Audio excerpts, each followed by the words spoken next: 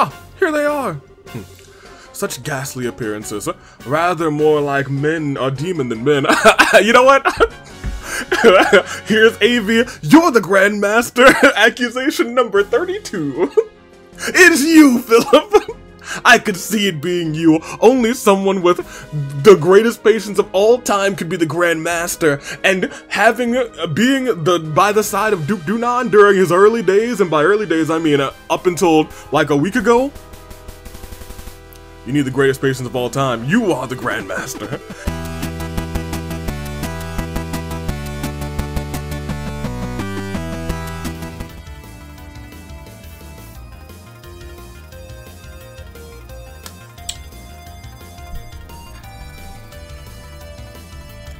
We're about to read all of Gambler's Jack. Let's get into it. Good day, good people, since I find day in the year of the resolve. I know that you guys were all like, oh my gosh, we're about to run over here and fight some fools.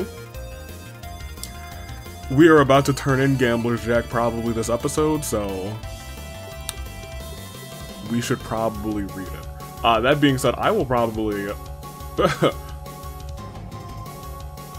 mute the dialogue or mute the music for myself, because this is not good reading music. It's just not. This is too hype. I will go through your comments first, and then we will probably get right into reading it, because, or maybe we'll do it right before we turn them in. That might be for the best. Yeah, let's go to the comments from last time. You guys were all surprised when I was like, Avi, why are you surprised they're invading? I just wasn't really expecting them to invade right now. To be honest. Anthony Stepp is a JRPG. You're really surprised that they're at an invasion. His name is Editor-in-Chief. Delmore Sepith is totally not suspicious at all. Of course not. You'll love to see it. Duke Dunan. I wouldn't be surprised if the Queen died. That feels like a common trope. I would like for her not to die. I honestly expected her to die last chapter. But you know, we love that. Big Cactus and FNAF Kid Tia Lamau. Jessica, who said Ouroboros had their Jaegers attack all other cities when the towers were active, but now it's an invasion? Yeah, I was gonna say. They didn't, you know, invade the capital for real, for real. Not so good story that are carried by amazing music, Fire Emblem Fates. What do you... The story in Fates was spectacular. I don't know what you're talking about. Greg the Faceless story in Fates. Or when you played it, you didn't have the auxiliary story. I played it with the auxiliary story. You're very welcome for guiding you this far. Yeah, once again, thank you. There's so many little details that most people don't experience. They greatly enhance the experience. How much does the church know about Ouroboros? The Grills Ritter specifically are the arch enemies, and have been aware of them for a very long time. Keep that knowledge that Kevin was delivered a small package before the final chapter in mind. Yes. I do remember that. That's under lock and key in my brain. Dalmore is running a Sepith shop, and I must ask again why. Why did they use We Are the Kapua Family in that scene? Dun, dun, dun, dun, dun, dun. I don't know. Ta-da, Duke Dunan doesn't suck anymore. It took, all it took was being abducted by Amalthea. Queen Alicia turned 60 in the last game, present day. Daybreak, going by the Western releases, is in 1208. Next episode. I actually got not a notification, but like on my Google feed, I did see new Trails game, and I saw a review for it. Clearly I didn't look at anything or watch anything because we'll get there eventually. I would, I'm excited for it. I'm excited to get, I guess out of Trails in the Sky. We got a whole nother game for Trails in the Sky. We got a hot minute before I think we get to present day, but we'll get there. Right now, I don't know what year we're in terms of releases, but we're getting up. You got Confused 2, not Confused times 2. Right. Excellent. If Tito wasn't in the party, Joshua would figure out how to get the elevator working again. He'd also ask to borrow the ZFG from whoever has it. Equip Tita. Ask as well if someone else has it for some reason. Dang. He was quick. You're talking about Joshua, fair enough. Ridge deserves a Medal of Honor. If Shara had been in the party during the wedding, she would have been bloodthirsty, trying to nab that bouquet as well. Who knows, you might see Armand and Ellie again in a future arc. The question mark gear for the cat gear means that you get plus 15 speed for wearing the whole set. I don't understand. I understand Raleigh now. Might not be the best time, but how about reading Gambler's Jack? You have to give it away soon for the ultimate weapons. Tragic. Speaking of soon, head to the top floor of the Bracers Guild as soon as you enter the city. You'll be able to give Gambler's Jack to borrow from the coffee shop there. Instead of picking up a weapon like in first chapter, he'll give you special material that Professor Russell will turn into a weapon into the next chapter. Okay. That's why I said it's going to be very soon.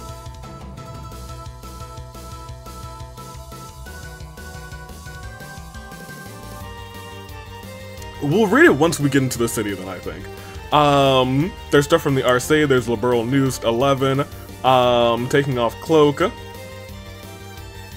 Residential. After the fight, you'll gain the worst party member. Back on the RC. Okay, so I'm gonna I just kind of briefed through some of this. I don't want to read all of it, just because, you know, we're about to get there, but it's about to be right there. So as soon as we go in, we're gonna go to the thing with the stuff and the whatnot. I'll probably get some water because I know I have a swig of water left, and I'm gonna need some water to get through all these chapters of Gambler's Jack. But maybe I'll find a real kinship with Gambler Jack. You know, I'm a little bit of a gambler myself. Thank you for the comments. Let's get into it. Last episode, I won't say shenanigans happened, but there sure was an invasion, wasn't there? Let's walk over this way. We want to go this way. Yeah, it's a Gransel. Shenanigans are going down. Hurry! They're all dead. I assume they're not all dead. Son of a... We gotta help them. Do first aid. There's no time. Whoa, easy. Your bracers, right? Ouroboros enforcers passed by here moments ago. Seems like their target is Gransel Castle. I knew it. The rest of the army forces are taking over the city. Please save the city and the castle. I'm dead. Estelle? Right. I'm sorry, everyone, but we're going on ahead.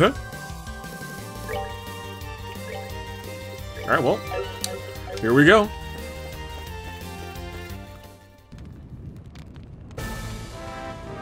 Oh! This city's on fire. Jeez Louise. The ice cream! They even set the ice cream stand on fire? They know no bounds. I will have my vengeance. No. Why? Those bastards. Here they come. Oh, we're Oh. You know, I really wish we had some CP. These guys they're not too bad.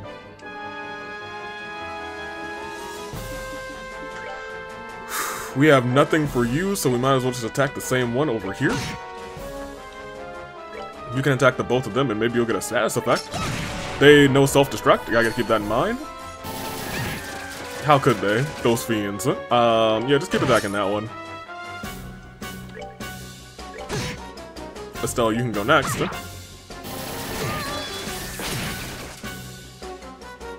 I feel like I should save my CP, because this fight isn't that bad. You'll be able to get the KO on that. I thought. You'll be able to get a KO on that. Oh, no. Boy. That was on me. That was on me. Here, honey, wake up. You can't use arts either. I don't know why I did that. That thing's still full health.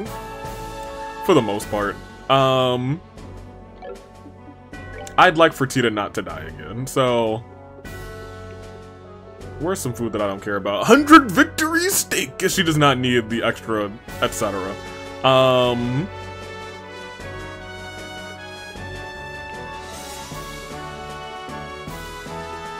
Nirvana tea. I kind of want to have that. just so I can know what goes into it. Oh, I can't even heal Tita this turn. Whatever. Maybe she'll live. She will live. Great. Oh, I think they might have things that can one-hit KO us. That's fine. You'll craft. Never mind, you have no crafts. You died.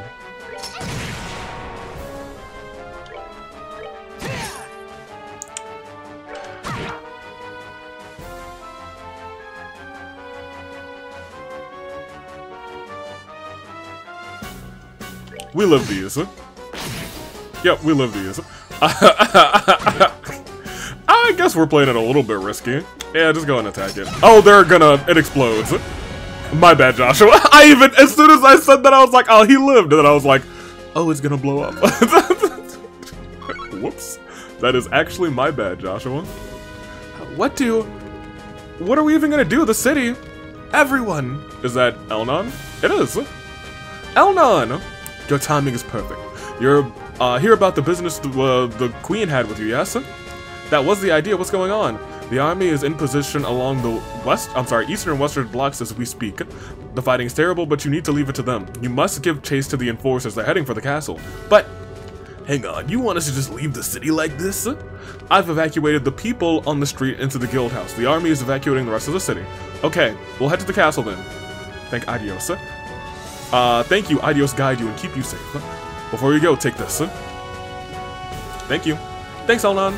Good luck. I pray for your victory. Okay, so we're gonna save. Joshua, my bad. No. Can I talk to the dude who's oh, you're monsters. Oh, this place is infected. The door is locked. Makes sense. This is still not great talking music. Oh, I wonder if there's any requests on the board. Alright. Let's take a stop here and just read up. I'm going to split the recording here so I know when this starts for me. Because I will be... Joshua, I'm so sorry. I'm gonna heal you in a second. We'll probably eat something. That being said, let's go ahead and let's do this. Let's do this. Let's read. I'm gonna split the recording. We're gonna read. Gambler's Jack. All right, let's do it. There's like 14 books. Yes. Well, you guys, if you remember from last episode or last chapter or whatever, we read all of them at once, and this time around I said we would read them sporadically. We did not. So welcome back to AV Reads for probably an hour or 40 minutes or so. While the castle's getting taken over, let's talk about the girl. The Calvar Republic. There's a city in this country, a place where migrants from the east have recreated their homeland down to the bright lacquered tiles. Nicknamed the Eastern Quarter, it's a bright, vibrant place, bustling and hot. I wish it wasn't hot. It is already too hot all over these places. Horrible buses trundle down the main street lined with stands of fragrant Eastern cooking as the welcoming cities of sellers rise and fall over a crowd of travelers from every nation.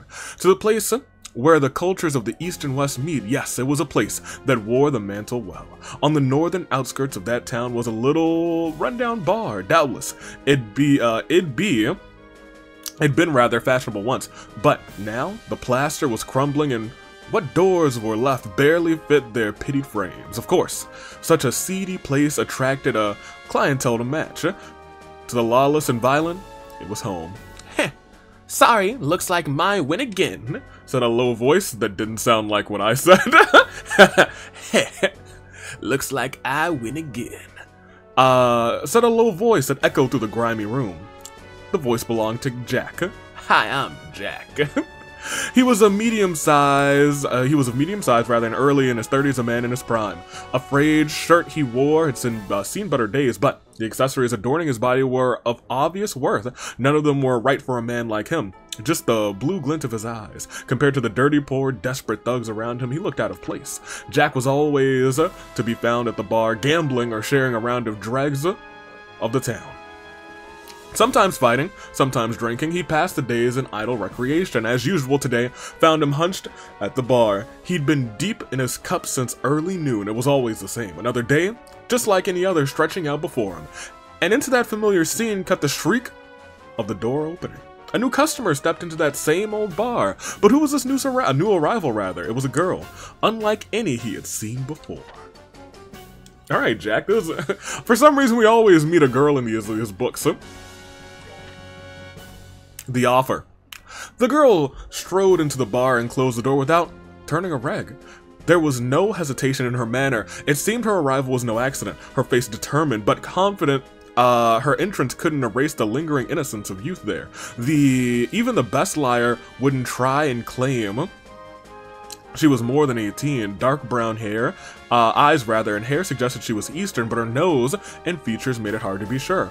The girl slowly walked forward. With each step, her cute little knees peeked out from under the trim cut of her skirt. Her outfit was a design without any sense of decoration. It seemed her taste lay more along the lines of utility than style. Maybe because of that Eastern symbol necklace on her chest, because couldn't help but look equally unremarkable. The lack of volume in that area, oh my gosh, probably had something to do with that as well. Dang. They really said she's flat. I can't believe they did that. It seemed like it'd still be some time before she really blossomed.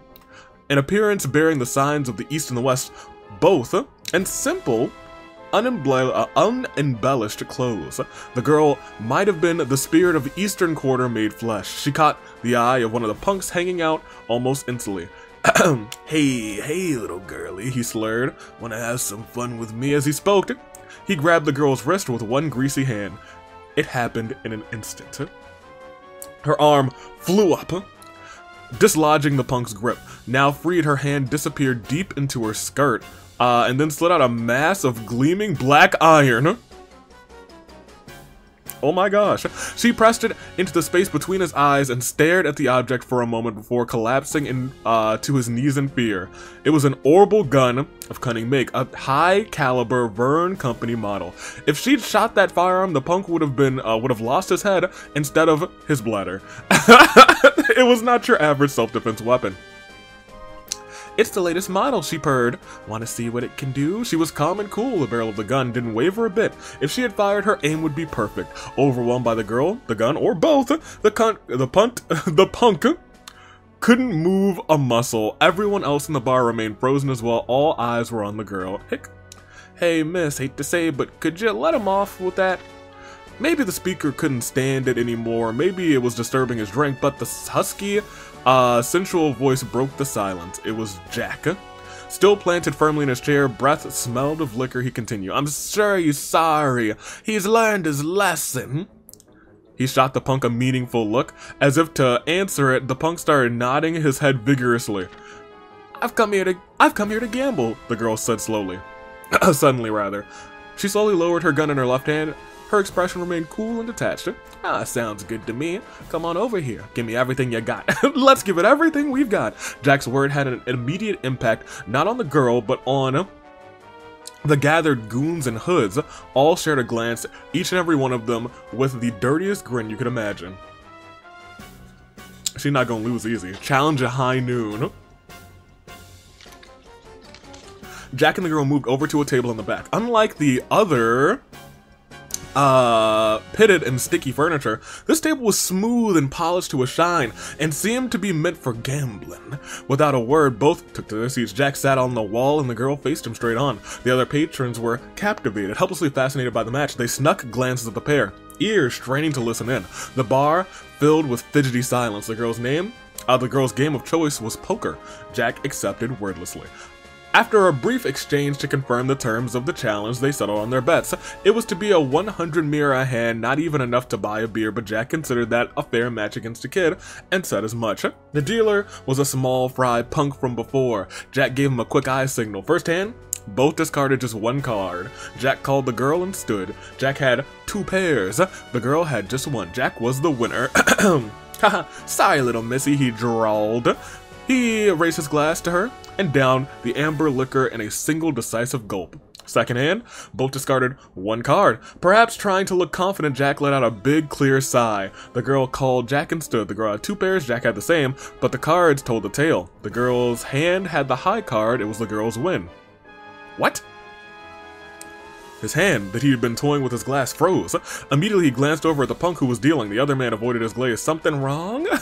Asked the girl. Her words were even, and her face betrayed nothing. No, forget it.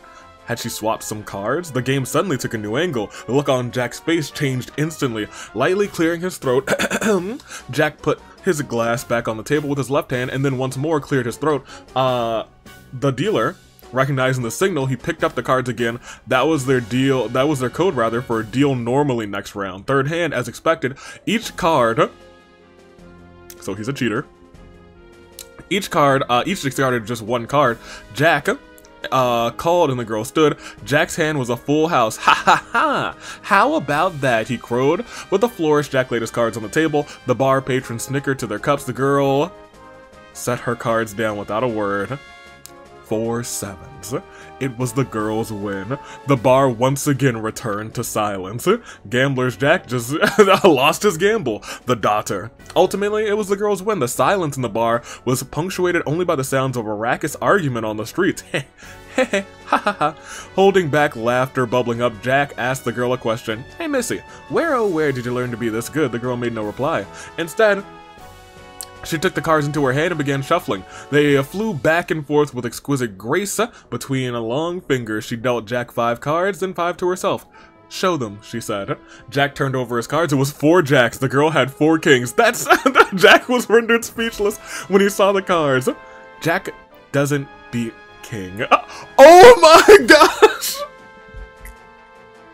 That's wild. That's goated. Jack doesn't beat king. she said, you can't see me. At the word king, murmurs rippled through the bar. King. It was the hand of a legendary gambler said to be the best in the Republic until his death. The card technique the girl had was shown, was one of the ones the king had been, one of the ones the king had been, so Jack doesn't beat king, she said. Just who are you? Jack asked the girl. The girl gave him a long, cold look before speaking. You probably don't know me, but I know you very well. Hello, Victory Jack. My name is Hale. Hallie? You're Hull. Holly? You're Hull. Yeah, you might be Holly. You'll be Hull. You're Hull now. I'm the daughter of the king, who you killed. You're the king's daughter? Jack had never met the king's daughter, not in person, no, but nonetheless, he did not have memories of her. King had been a doting father that had drilled holes in Jack's ear with endless stories about her. I see, so the king's daughter has come to kill me, huh? The atmosphere in the bar was suddenly changed. Alright then, kill me. The words casually leapt from Jack's mouth rather. It was a line no one in the bar would have expected. He tapped his chest and said, Heart's here, make sure you aim well. The girl, Hallie, quietly drew her orbital gun. Her aim, of course, was Jack's heart. Dang. He's gambling to his death. The invitation. Hull's fingers sought out the trigger of her gun. There wasn't a man in this bar who could find the courage to stop her. The punks in hoods just cowered, whispering from their seats. Shut up, all of ya, Jack shouted over the buzz. The chatter in the bar stilled. Grinding his teeth, Jack looked straight into the girl's eyes. That's right, my goal is revenge, she said. But it won't mean anything like this. Hull lowered her gun. Oh, she's the goat. Jack watched the barrel of the weapon slide across his chest. Confusion creased his face. Hull continued talking. Over these last 3 years, I've spent blood, sweat, and tears to learn to be as good as I am. With that, the girl threw a card into Jack's face. It was some kind of invitation. It was a calling card of the Phantom Thieves. I have a stage that's better suited to settling all this already. We'll finish our match there at that place. It'll be one of the poker matches that you love so dearly, the misery and bitterness my father tasted. I'll make sure you eat your full share of that dish. With that lingering threat in the air, Hull disappeared from the bar.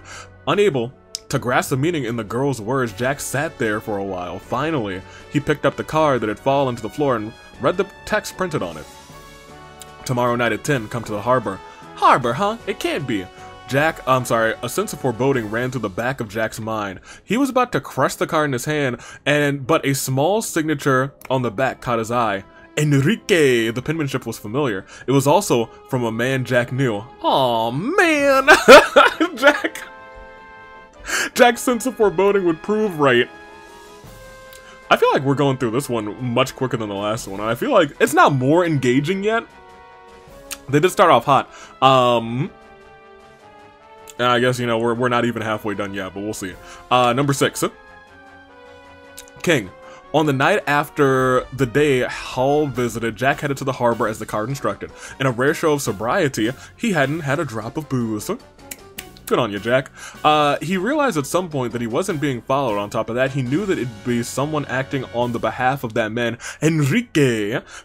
Don't worry. He yelled as he stopped. Don't worry, he yelled as he stopped and turned. I ain't gonna run or hide from this. No one answered. What a boring fellow. Turning back around, Jack continued on. That night was a dark one. No moonlight or stars pierced the cloud-shrouded sky. Jack only had the road lamps to go by as he walked alone through the empty streets. The grand match between him and the king. As he walked, memories of it flooded back. The legendary skills he had earned him, rather, a nickname to match, King. He had been Jack's teacher and his greatest rival. 7 years ago, Jack and the King played the game of their lives. It was Jack who found himself the winner. Their game was used by the privileged in the underworld of the Republic to decide the outcome of a struggle for power. King was forced to take responsibility for losing, was killed. Dang. Though indirect, it couldn't be denied that Jack's win had been the King's ultimate loss. Around an hour after leaving the bar, he reached the harbor. The smell of that's not Jack's fault then. The smell of refuse and brine wafted on a warm breeze. An enormous boat was floating on the dark night sea just ahead, the waves lapping quietly at its side. Its hull was painted like a solid black sea, making it almost impossible to see. I'm trying to think, because I feel like there were some decent parallels. Or maybe not in this book. I'm sorry, not in the last book that we read. Cordelia, I think. This one doesn't seem to have. I feel like there were some parallels in Cordelia. I don't know if there's any parallels to this one yet, but I'm not even halfway through the story, so we'll keep going. As Jack approached the gangway, he was met by a small silhouette from the shadows. Oh. Welcome, Victory Jack, she said. I really didn't think you would come all the way out here on your own 2 feet. Have to admit, you've got courage. Normally, Jack might have had a joke or comeback, but tonight he was alone and he was a different man. Glancing at Hall, she boarded the ship without a word. The light from the portals shone blue, glinting off of his eyes as he passed. The sound of steam whistled. The steam whistle, was swallowed by the lonely darkness, and slowly the ship slipped freely from the harbor and out to sea. She's gonna kill you out in sea, rolling in the deep. Alright, 7. The Banquet of Darkness. The ship was ultimately silent as it cut through the velvety darkness of the night. In contrast to the stillness and inky black of the outside, one layer down, the ship's interior was filled with light and sound. Furnishings from every part of the continent adorned the walls. A band of musicians played cheery song. The glow of an orbital glow of a chandelier imported from Laburl shone down from every form of human desire. In the hall built into the center of the ship, guests laughed and chatted. They appeared to be the finest of ladies and gentlemen, but each and every one was a part of a seedy Republic underground. The Republic is where we are, by the way. Or are we in Calvard? It's the Calvard Republic. I was like, huh. Right. They were. I kind of expected this to be in Erebonia, but I could go. Who knows? They were the type of folk that spoke of murder easily as one would dinner or a fine wine. Their faces hadn't changed much in 7 years. In the furthest depths of the hall, there was a discreet seating for the highest ranked of the lot. And just like 7 years ago, there was a certain group of men there. One man was flanked by several bodyguards. His name was Chief Minister Shamrock. He was the host of the party aboard the ship. A long white beard trailed down his chest. His symbol, as it was, and was also a symbol of power. Though he retired several years before, he continued to serve as in an advisory role to many organizations. Retirement had done nothing to slow his influence on the nation. He was a man well worthy of being called the monster of the underworld. Chief Minister Shamrock the Block, held this party once every year as a place for the most powerful to meet and share useful information. Of course, there were many groups in the world who could hardly call friendly their attitude. Two such men were Enrique and Juan. Enrique, 7 years ago at this time, was a man who'd twice built a plan for a gambling match. Originally he had been an arms dealer, but 10 years before, when he started dealing with the Eastern Quarter, he had expanded his business to smuggling drugs and becoming a villain on the rise in the best of the new class. Conversely, Juan was a villain whose roots ran deep in this region back to even before the Eastern Quarter. He was the kind of man who ruled from the top, commanding gangs of thugs, punks, and the like. Over the last 10 years in the Eastern Quarter, Enrique and Juan had been in the middle of a territory dispute. It was a fight of new versus old. Neither side had yielded a reg. Every drop of blood was washed away with more blood in the fights. It was the height of the situation 7 years ago that Enrique suggested a duel with gambling as the theme. A one-on-one full cheating match between the best of the best gamblers.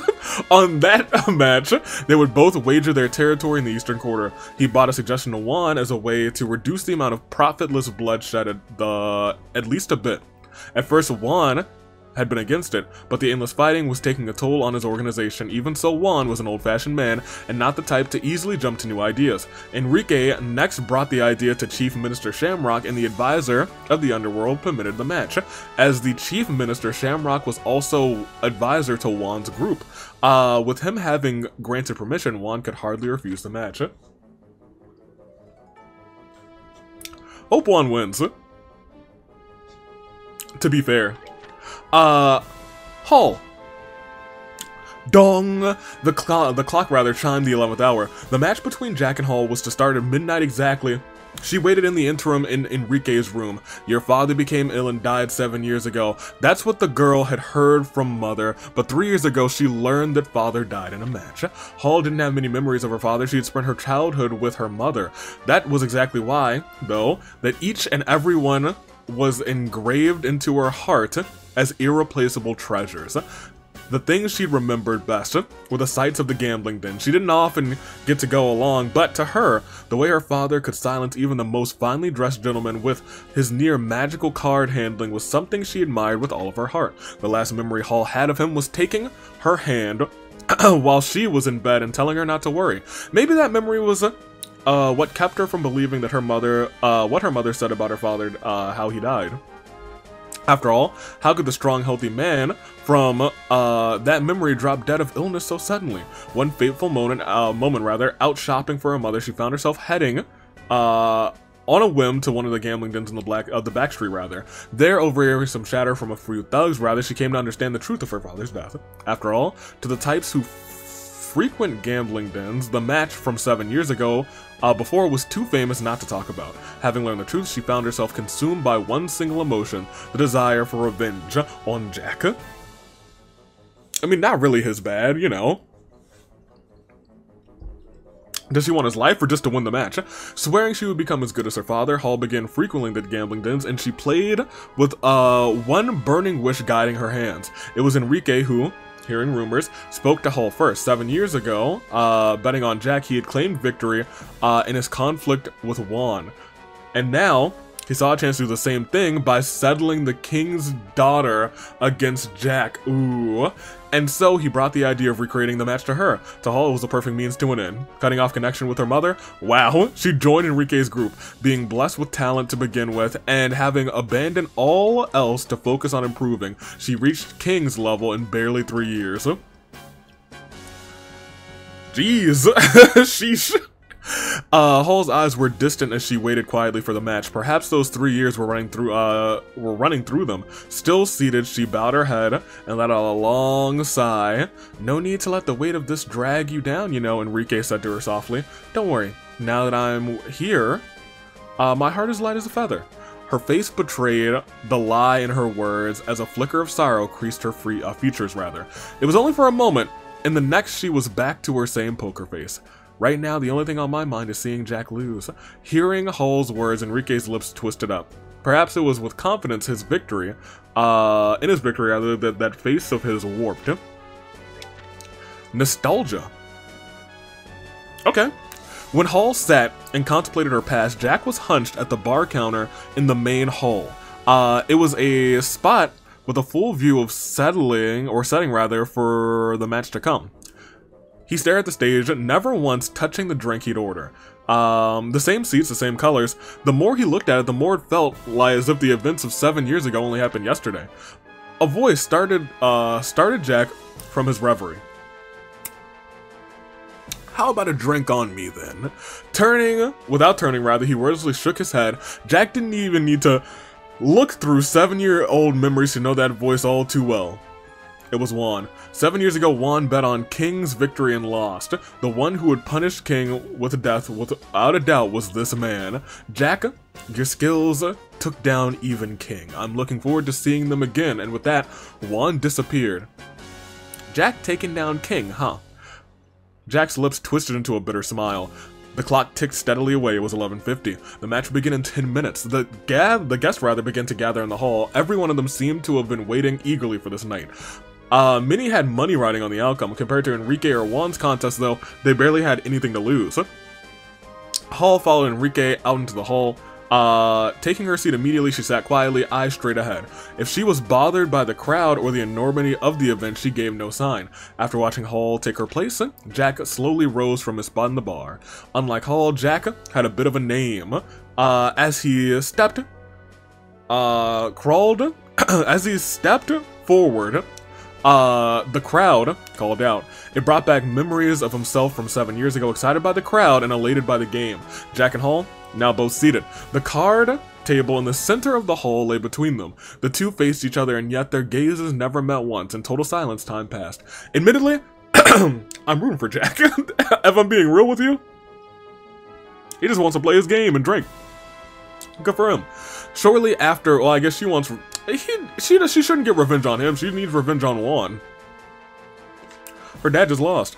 Shortly after the two took their seats, a black-garbed man sat across the chairs from both of them. Like 7 years ago, he took the dealer provided by Chief Minister Shamrock.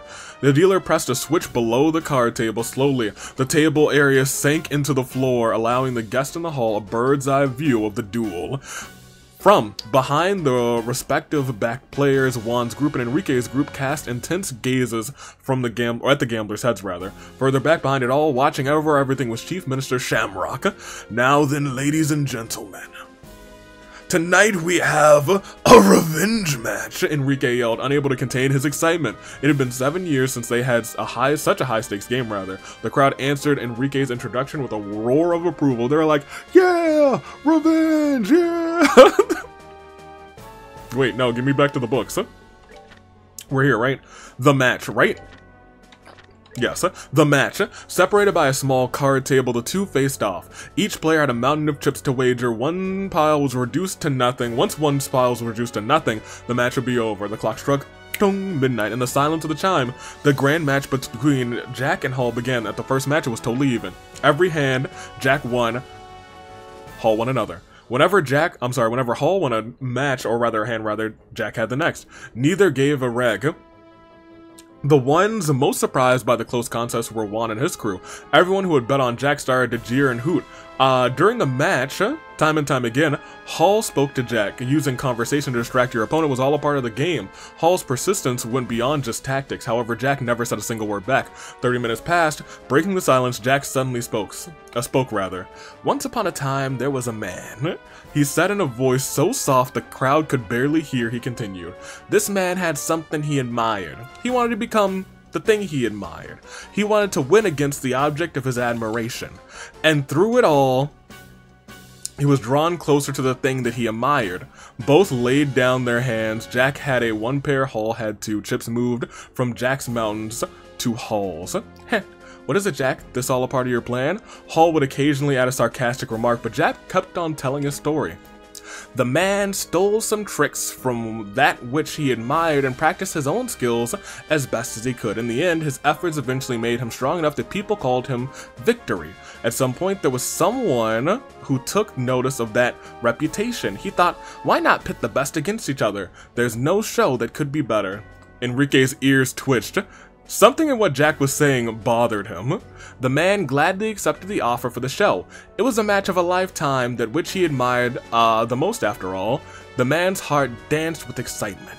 Back then, the young man was a young fool, rather, who didn't see the world around him for what it was. Certainly, he never thought about what it would really mean to lose that match. Hall listened but made no reply. At some point, he started to pay attention to Jack's story. The audience was just the same. Everyone in the hall strained to hear the tale tumbling softly from Jack's lips. The two played their cards. Jack had no pair, Hall had a full house. Chips moved from Jack's mountain to Hall's. I'm captivated, admittedly. The decisive move. Jack, Hall chided. You're so busy talking you're forgetting to play the game. Enough. I'll settle things here and now. Hall's words reignited the crowd. The silent Hall burst into exciting chatter as she pushed every last chip in her pile. Perhaps she was just that confident, but Hall had already had a significant lead on Jack. He couldn't possibly accept the bet, could he? To match my bet, since you seem a little short, how about you wager your life? Hall reached under the table and unholstered her orbital gun. She set it and a bullet on the table by her chips. If I win, say goodbye to life here and now. Jack leaned back in his chair and whistled. Now how can I accept such a stupid bet? But Jack's words betrayed the expectations of the audience. Expectations didn't mean to follow. Alright, that bet, I'll call it. One way or another, when I lose, I'm dead. Again, the audience exploded in excitement. Enrique looked overjoyed. Juan sat quietly without comment. Neither side changed a single card. Both hid their cards, rather. So, what happened to the man? Hall asked, seemingly smug with victory. Or possibly, she was just asking to hear Jack's final words. The man never won against the one that he admired.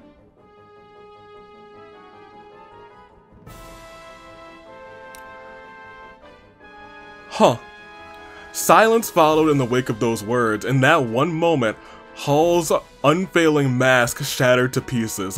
Her true expression, shown at last, was full of rage that Enrique had never seen. What are you saying? You won, didn't you? Here in this very hall. Tears flooded Hall's eyes. And in doing so, you made a fool of my papa. Jack leaned forward, his eyes locked onto hers. No, your father never lost, not to me. He never felt a second of misery or frustration. Your father, King, to protect what mattered to him, he chose to lose the match himself. The King's pride has never been touched. Oh, dang. Uh-oh. Oh, boy.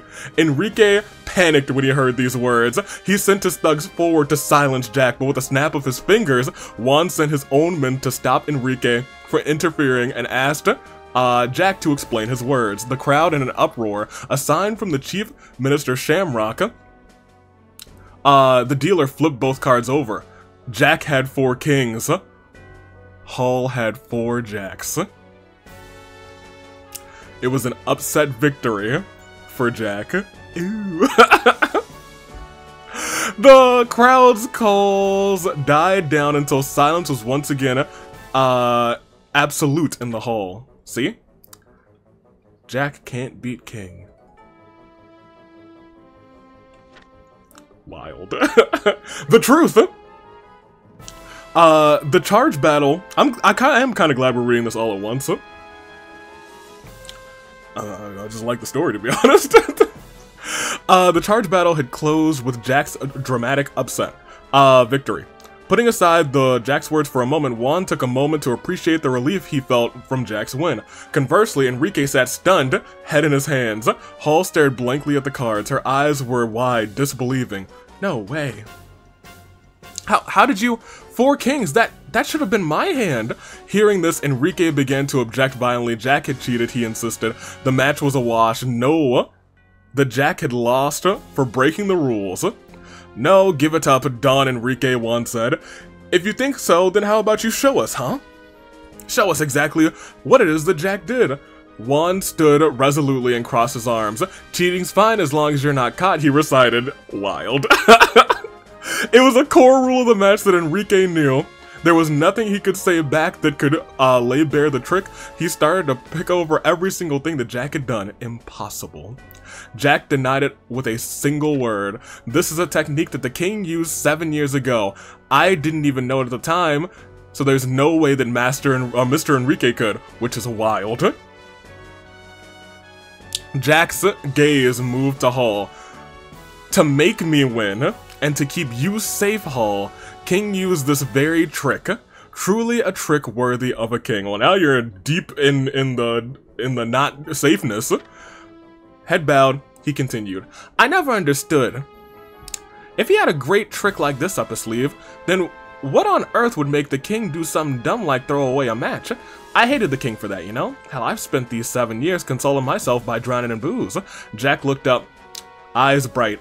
But yesterday I finally understood. That invitation of yours, Hall. The moment I saw Mr. Enrique's name on it, everything connected in my head. It was that day 7 years ago, right around there. Hall here. King's daughter. She was in bed, struck with an unknown disease. Uh-oh. So words had Hall's, Jack's words had, had Hall like a fish on a hook. There we go. So what if I was? That isn't any kind of answer at all. Jack continued on, ignoring her. Shut up. Let me finish my story. Around 7 years ago, around then, I heard a certain rumor about Mr. Enrique. Word was he had gotten his hands on some kind of special poison or something like that anyway. Perhaps, some other people had heard this rumor too, and for a wave of whispers ran through the crowd. Enrique stared at the ground, biting his lip. Hall suffering from an unknown disease, the rumor of Mr. Enrique at the time, and last the king and the way that he chose to lose to me on purpose. The only thing that links these three together is one simple truth. Juan leapt to his feet in fury, writhed on his face. He began to scream at Enrique. You, 7 years ago, you poisoned this girl, and then you threatened the king with it. Oh man. Okay. The sense.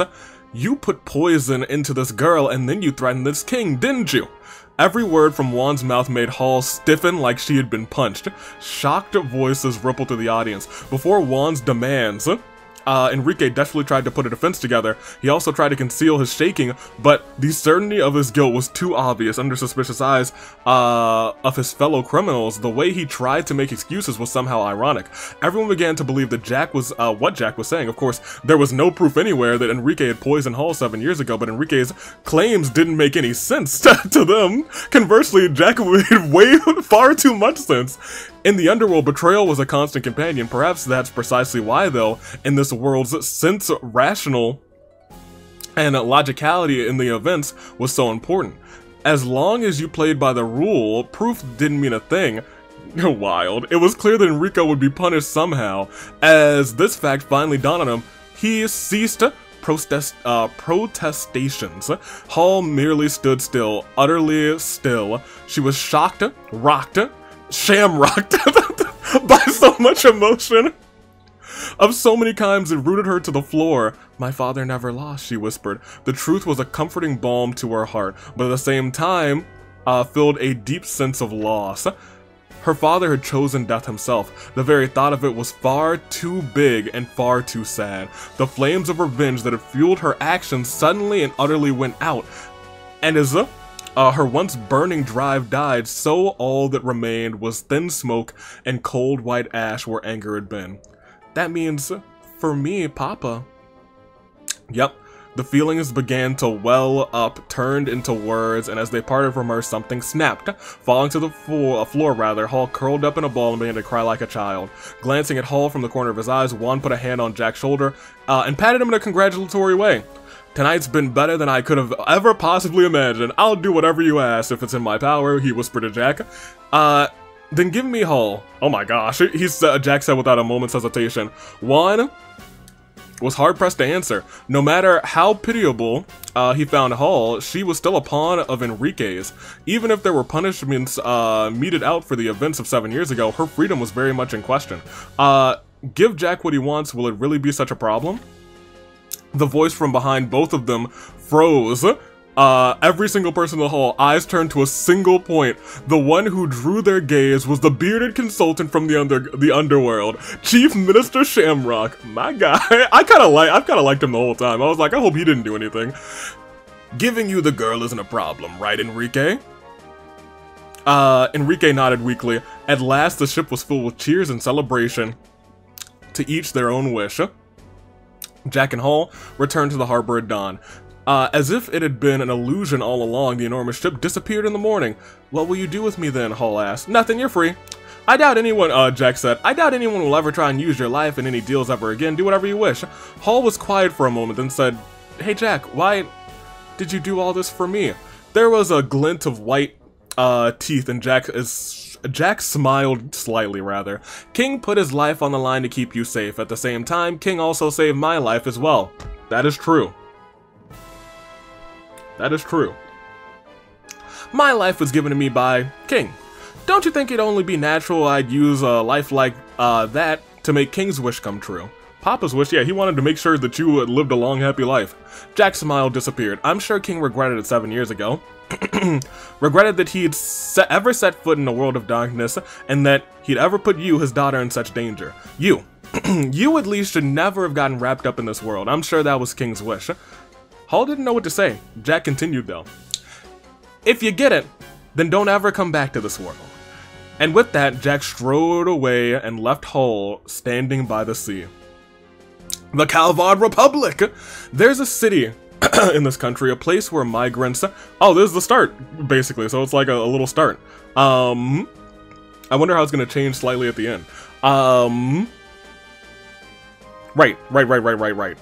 A place where migrants from the east dreaming of their homeland have recreated their own old towns, right down to the lacquered tiles. On the north outskirts of that town was a little rundown bar.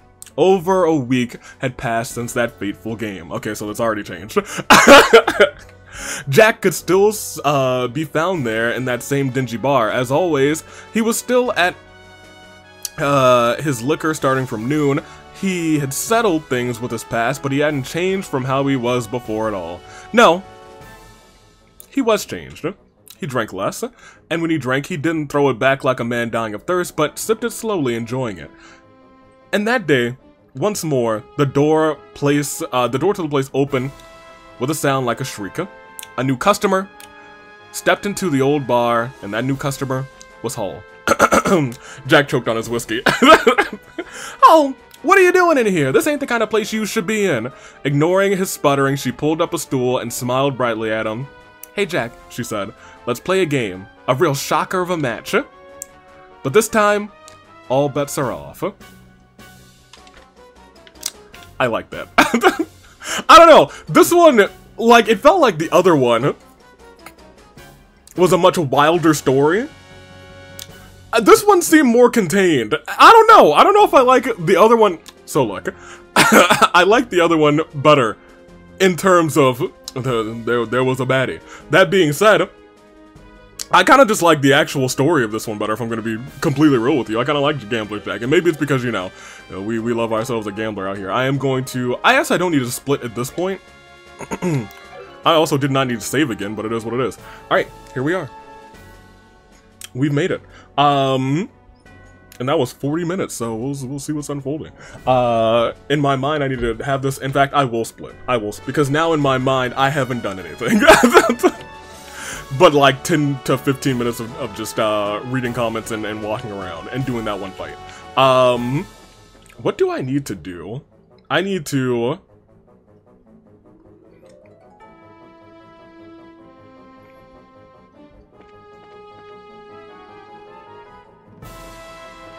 The dude from the coffee shop? Oh, to the top floor. Dang, everyone's here. I guess he did say everyone's here. You're the guy from the coffee shop. Ah, do you run the cafe? Hey, I came out here shopping, then I suddenly got told to evacuate. I thought this would be a good time to calm down and read a book. He seems as calm as you can get, to be honest. Oh, hey, I know that series. Is that Gambler's Jack the series popular in the Harbor area I've heard so much about, perhaps? These novels? Yeah, that's right. I'm surprised that we didn't get an achievement for reading all of the books. It's a drama about a gambler with a curious fate set in a republic. I've been wanting to read it for a long time. Oh, yeah? I do owe him a bit. Do you? Do we? Here, you can have him. Alright, here you go. It's all yours, sir. Oh. That isn't why I mentioned it. Don't worry about it. It's the thanks for the great curry and coffee, but oh, I guess we got good curry and coffee before? That's very kind of you. I'd be happy to take them. Oh, I kind of missed them. You have my thanks. I'll start reading them right away and calm myself. Oh, and as a token of, from my side, allow me to offer you this. Where'd you get this? This is... When I was still a diplomat, I picked this up in, Arteria. Arteria? That's where the headquarters of the Septian Church is, isn't it? Yeah, that's right. In the distant past, it was back during the Zumeria era, things were made, with this metal, apparently. Zumeria era, it is incredibly old, certainly, I've never seen this alloy. I don't know how true it is. Incidentally, apparently the techniques to mold the metal have been lost. Long lost, rather. Thinking about it, it does make it pretty incredible. I believe we traded books for you for a weapon before as well. Yeah! I'm glad they remember. He's crazy. Haha, I remember. This isn't anything that incredible this time, but perhaps it'll be a good luck charm for you. Yeah, thanks. I'm about to fight that guy.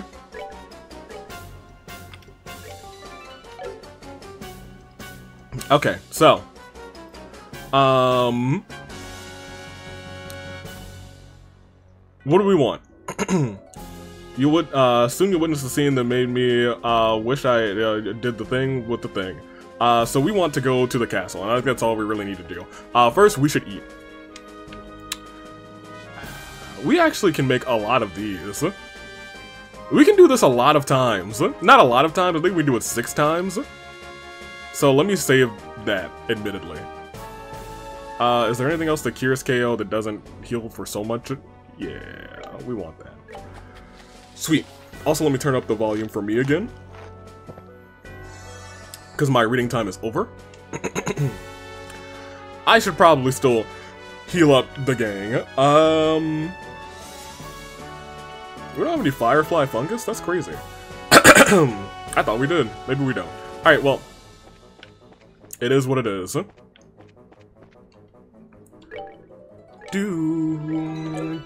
kind of want to talk to some of these people. Sweet Adios, what the heck is going on? Are we at war again? Even though we just signed a non-aggression pact? Yeah, we didn't sign it with Ouroboros, though. Ha, more like Ouroboring. Yeah, we'll do this. Oh yeah, we can just buy fish, can't we?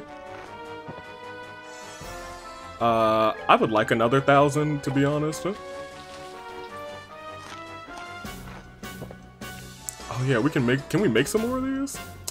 I kind of want to. Heals 1,000 and not 1,000. I'm sorry, 10,000. I kind of want to.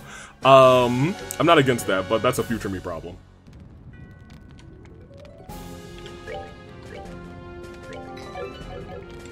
Let's go and walk over to the castle. Castle, here we come. Oh, you okay? You do that to him? Was that you? Alright, well, don't do it again. Oh, hey, it's a guy. You alright? Did you? Okay, well, I guess you'll be alright. Oh, hey, it's them. I really don't want, to fight them, so... Oh, the gates are closed. Given the age of this entrance, I imagine it can be opened manually. That would prove difficult, however. Yes, it'll take quite a bit of pushing. Ooh, it's time to call in Potter Mater, isn't it? Hey, now, you call that thing in and you won't leave anything for the rest of us to do. You all leave this to me. Leave it to you? Yes, just watch. Wake up the members of my nation. It's your time to be. There's no chance unless you take one at a time to be the brighter side of generation. Some things are meant to be, so give me your best and leave the rest to me. Leave it all to me. Good job, we left it all to you. Wow, that was great, Walter. Ah, yes, one of the Taito style's greatest techniques. Oh, you broke the whole wall. Ha, impressive as always, my friend. That shit's really only good for street performances. One more to go, though.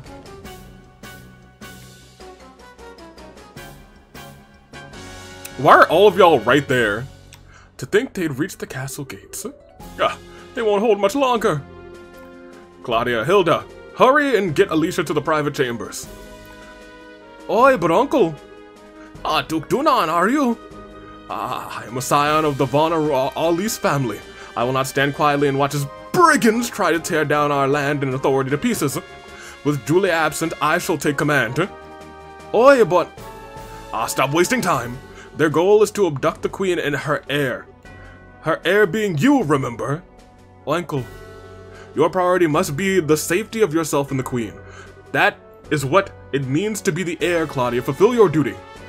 Uncle, oh, I understand. Grandmother Hilda, we need to get up to the chambers. Yes, it would be best. Dunan, please be careful. You just watch as I cast these cursed bandits from the walls. You are not a fighter, my guy. I pray for your victory. Philip, you be careful too. I will do my best, Mistress Hilda. Never did I think the Dunan would be... Alright. I am deeply impressed, your lordship. I have never been happier to serve you than at this moment. There's no need to make a show of it, Philip.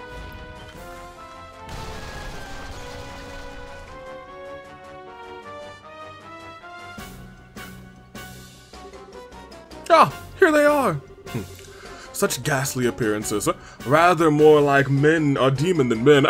You know what? Here's Avi. You're the Grandmaster. Accusation number 32. It's you, Philip. I could see it being you. Only someone with the greatest patience of all time could be the Grandmaster. And being by the side of Duke Dunan during his early days, and by early days I mean up until like a week ago. You need the greatest patience of all time. You are the Grandmaster. Your lordship, should I fall, do not hesitate to flee. What? But... Bro? Sir Philip! Oh, it's the old man with the closed eyes. Who the hell is this old lump? I am Philip Runal, butler to His Royal Highness Dunan von Alus, and the former Royal Guard captain. This blade I once held in days long past. I do not know how far it will carry me, but it shall cross now with yours. Ooh. Ever is this country full of surprises. Alright, Philip. Let's see how skilled you are then. Yo, what if he just wipes the floor with them? Imagine. Imagine we walk in here and they're all down. Wait. I should have saved. What in the... No large impact points. I think this was broken by someone's hand. Looks like Walter's handiwork. Adios. No way. He really is freakishly strong. I kind of wish I had Zen for this one. Wait, are we standing there? What are we standing around being impressed for? We need to catch up to... Estelle, watch out! Uh-oh. I assume that's one of... or two of their ships. Or two of their machines. I guess we'll be fighting. Oh, come on. Why here? Take him down. Well, I guess this is why I saved my stuff. Oh, right. He died. Tragic. Well, now she's at 200, so... There's no crits on the board. We're just gonna let her do her thing. Oh, there's guys behind us too?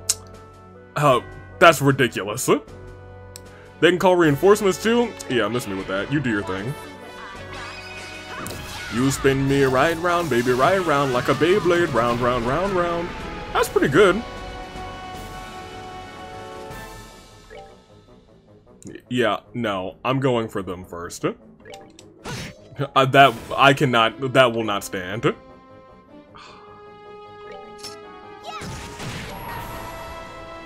Oh, he was at 169. I shouldn't have done that. I should have waited. He could get the both of them, but this is... They're not even close enough. I wasted an agate. That's on me. That is on me. Uh-oh.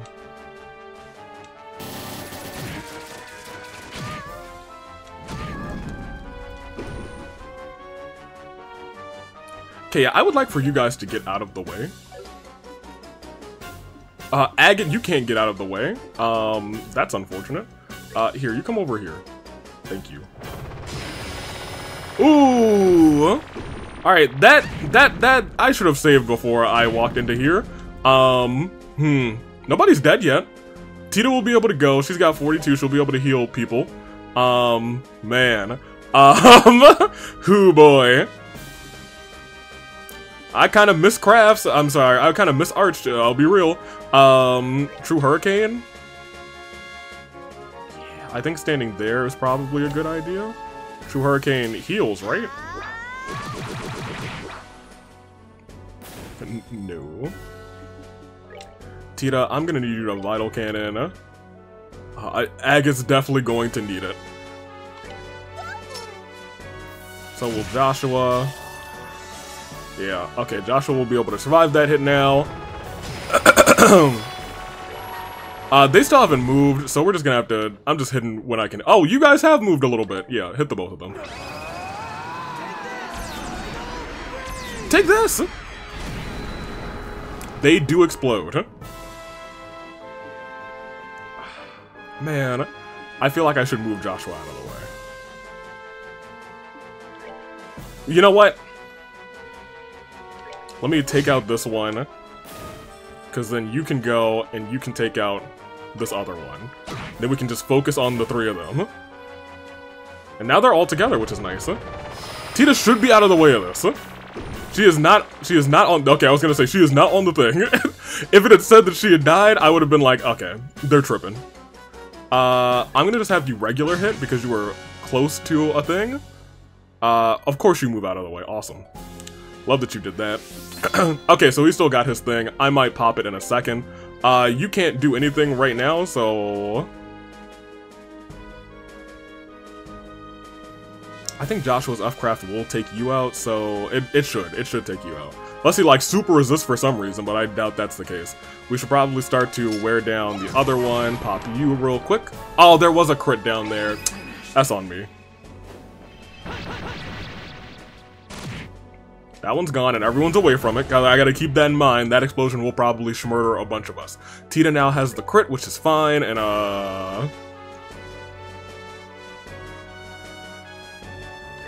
yeah, just hit this one. We're gonna try and kill the one in the back first.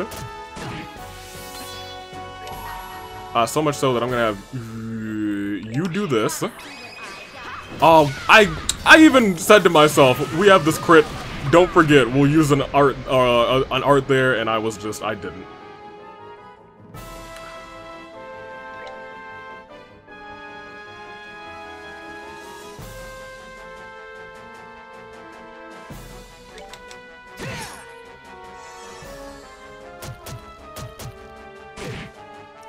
I was worried about that, because if they... Okay, yeah, he might be gone. That's fine. That's kind of fine. It's not really that fine, and you still can't heal, so,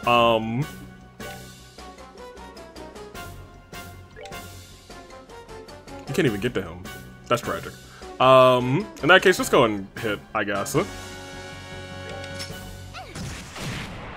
Oh, you missed the one that I wanted you to hit? Garbage. Got 12 of those. We got a whole bunch of those. I restores 100 CP. That's kind of goated. It also cures KO. That's kind of goated. I gotta keep those in mind and not use them out tremendously. What kind of undoes KO do we have? 1500?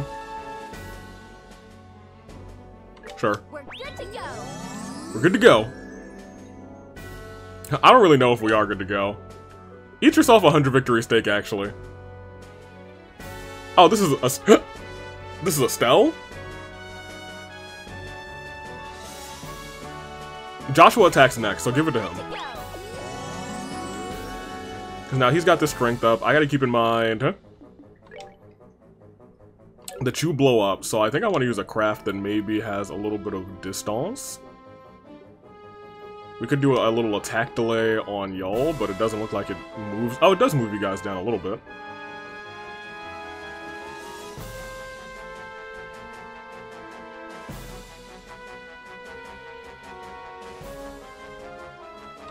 I'd rather use it on you. Estelle lives? Yeah, I was gonna say, Estelle doesn't tank that, but she's alive. Agate. Ooh, man. What do you have in terms of nothing? You would die, so we won't do that. Admittedly, just snatch one of these. I shouldn't be wasting those, though. But we can also make more food. You have one of these, too, because we can make a couple more steaks.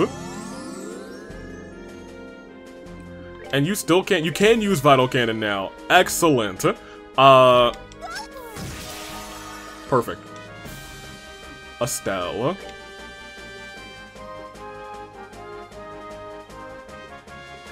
I'm gonna have you pop over there, because you'll be critting on this. Still not enough, huh?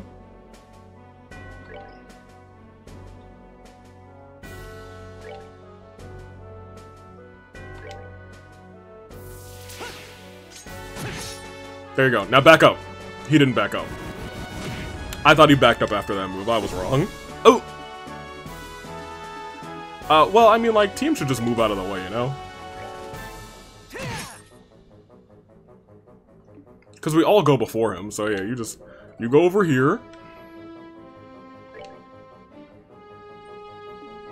Joshua, you might be out. No, your foot's in there, and I know this game would be like, haha, your foot's still there, dummy. And you move too. Honestly, I think it might be better for you to just move over here. As much as I wanted them on the same side. Ugh. Alright, we gotta wear him down at the very least, because this guy still has full HP. No. Smash him. Thank you. Alright, great. You can actually reach him, which is kind of goated. You can't. Now you can. Ouch. You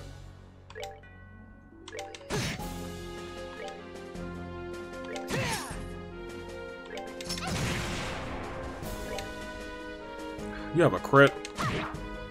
I want him to move. Oh, you called for allies?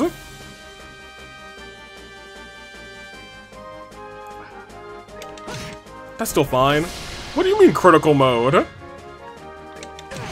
I don't want all of them to die. Ugh! That's fine. It's not really fine. But it is what it is. Imagine they both died in that hit. I would have screamed, man. I would have screamed. Alright, we did it. You guys don't need any... Well, I guess... Tita... No, I mean, like, Agate needed it the most, so I'm not actually all that mad at what happened. Yeah, y'all get down. Be humble. Does it ever end? There's no time. Let's get inside. No, let me heal. And save. Ridiculous. There's no time. Let's get inside. But first, let's have a nutritious meal. Dope. Goated. We'll have a nice little lady plate. And I think we'll have the Curry of Dreams is what gave me 220. Or rather, 2200. Yep, we'll have one of these real quick. We need some more marble steak, unfortunately. Fantastic. Alright, that should be... It's not enough experience for every... I didn't save. No! They got everybody! Not even the Royal Guard can stop them, huh? Miss Estelle. Oh my gosh, they got to Duke Dunan too. Philip, and even Dunan! Did you try and stop them? To my shame, I could not. I suppose age has caught up to me. I could not hold them for long. Is the Duke... It's fine, he just got tackled or something, I think. That is a relief. Her Majesty has retreated to the royal chambers. Please hurry. Philip! He's just unconscious. Let's hurry, Chloe is in danger. Right. Alright.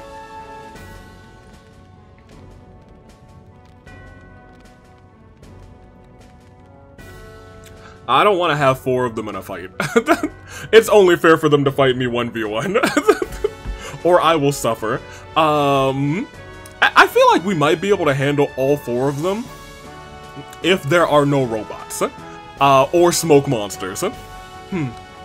So these are the Queen's chambers. Our destination, then. This sucks. The only one who didn't fall over was the old-timer. Yes, he was quite an expert. He was still silly, though. There was no way he could beat all of us. Stupid old man. Come now, don't say that. He proved his worth through his loyalty. Few men can claim as much. I must admit, Duke Dunan was a little different than rumor led me to believe. True, he did not seem like the absolute debauché. You mean douchebag. From the reports. I was still amused by how quickly he passed out, of course. They're here. They're here.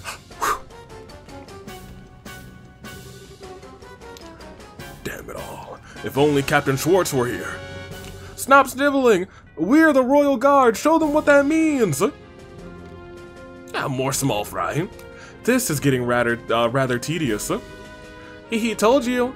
I know. To make it fun, let's see who can capture the Queen first. Oh, an interesting sport. I'm game. Well then, let's play. Oh my gosh. Well. Oh man. Philip. Not the goat. Alright, I feel like we should still, like, heal everybody, because we're gonna have another fight, let's be honest. How many of these can I make? Just 3? Oh yeah, because I need beast flesh.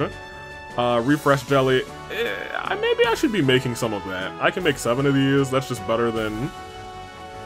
I'll make 4 of these.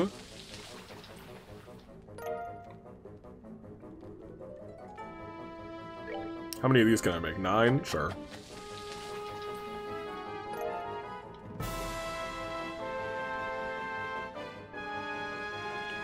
Pepper porridge? This also cures KO? I can only make 4 of these. Got some spine? Get some time. I can only make 2 of these because we need marbled steak, which seems to be my limiting factor now. Which is okay. Oh, hold on. Some ice? Mystery base? How many of these can I make? 1? What do I have? Oh, firefly fungus. Fair enough, huh? 1 of these. Royal gelato? I want some royal gelato. Make a couple of those. And you know what? I'm not gonna heal. I'm throwing caution to the wind. By saving. Ooh, no, we have to go straight. Not this way, we need to... Is it this way? Okay. This way and this. No, it's up the stairs. Why do you let me go in here then? You alright? I heard some screaming and yelling outside the door. What on earth happened? Oh boy, you got lucky. Alright, y'all okay? Ah, it seems we have more guests, Queen Alicia. Oh, it's the rest of them. Chloe, Queen Alicia. Oi, Estelle. Oi, Joshua. Oi, thank you for coming, everyone. Oh no. We're too late. You sons of... What do you think you're doing? Let go of Chloe and Her Majesty. Hee, sorry, but no. The professor asked us to do this as a personal favor. Personal favor? So you didn't even need to do this? So no can do. The professor? Wait, a personal... So this has nothing to do with the gospel plan then? Nope, don't think so. He said he wanted to slow you down a little since you were doing more than we thought you would. That's kind of funny. Oh, I'm so very sorry for trying to reverse all the damage you guys are doing and being a decent human being then. Our bad. It has been a little problematic, you realize. You restored the guild phones across Liberl. The professor hadn't expected you to do it so quickly. I gather he wanted you to see you suffer a little more. What in tarnation? He had you attack Granzel for that? Yeah, no, that's very like him. You got it. I thought it was a bit lame myself. The thing is, Love got sent off to secure that flying castle alone. We had nothing better to do, so we said, sure, we'll throw you a bone. I believe I understand now. Given that I am not, enough apprised by myself, can I ask you to release Princess Claudia rather? Oi, grandmother, no. I'm the one who should, It is true that the good professor asked for one or the other. My, what a quandary we have on our hands. Weren't you looking to take the princess anyway? Heh. Well, a pet bird in a cage somehow lacks charm. It may be nice to see her elegance shining even through captivity, but... She about to slap that man, so... You don't even start! You're really out of your mind if you think we'll let you do that. I don't know if I want a 4v4 on them. Like, I could take them 2v4. Yeah, don't make me laugh. Huh? Even if we did not have hostages, are you seriously going to take all of us on? Hehe, that's right. I promised to kill you the next time we met. You know that. You know what? This is a good chance. Maybe I should just gut you all right here. Stay calm, Estelle. They're right. There's no way we can fight them all at once by ourselves. We need to wait for our chance. But alas, Joshua, it is fruitless. Perhaps you had been in the shadows. Had you been in the shadows, rather, you could have found an opening. But as it stands, out in the open like this, your options are limited. There is little you can do, Black Fang. So it seems. It also seems like I'm not the only one who needs to strike that opening. I assume it's Julia. What? No, it's Mr. Cassius Bright, my boy. What? No, that's not Cassius. That's Sid. Wait, hold on, Sid. You good on you, Sid. You did all right. Hello, everyone. Good work. Your Majesty, Your Highness, forgive my tardiness. Oi, Sid! Thank you for coming. One of the Divine Blade's lieutenants. Hehe, that wasn't too bad. Just a bit more and you really would have had us. Yes, I admit I was surprised. I didn't expect you to be able to turn away a blow so easily. Alright, this is turning into my kind of party. So you wanna play too, huh? I'll pass for the moment. Really, I'm just bait anyway. What? Yeah! There we go. Wait, hold on. The boy? Mr. ID? No! Wait, hold on. They're kind of holding their own.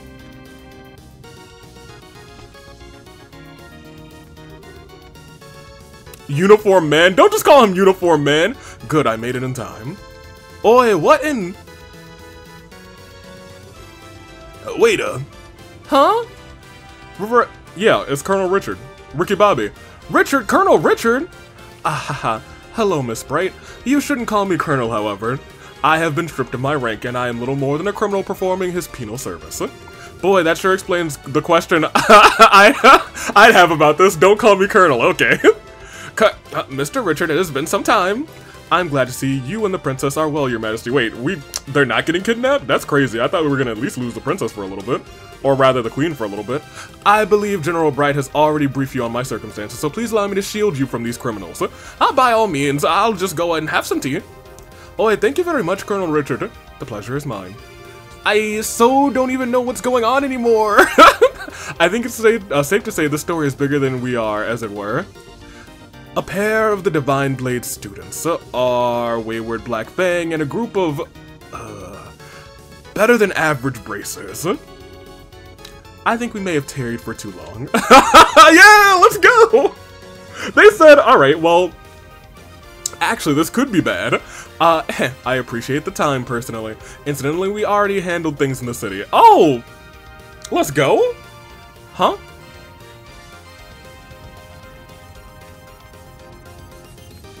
Oh, she's back too! And she doesn't have, like, a title, she's just Kanone. Commence Operation Clean Sweep. Remember, our first priority is safety of the citizenry. Assist the army where possible. Engage Jaeger Corps and archaisms at true discretion. Yes, ma'am! Oh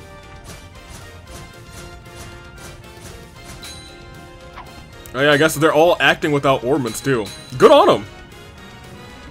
Get out of the way, get out of the way, they blow up! What is that? Oh, the pumas, huh?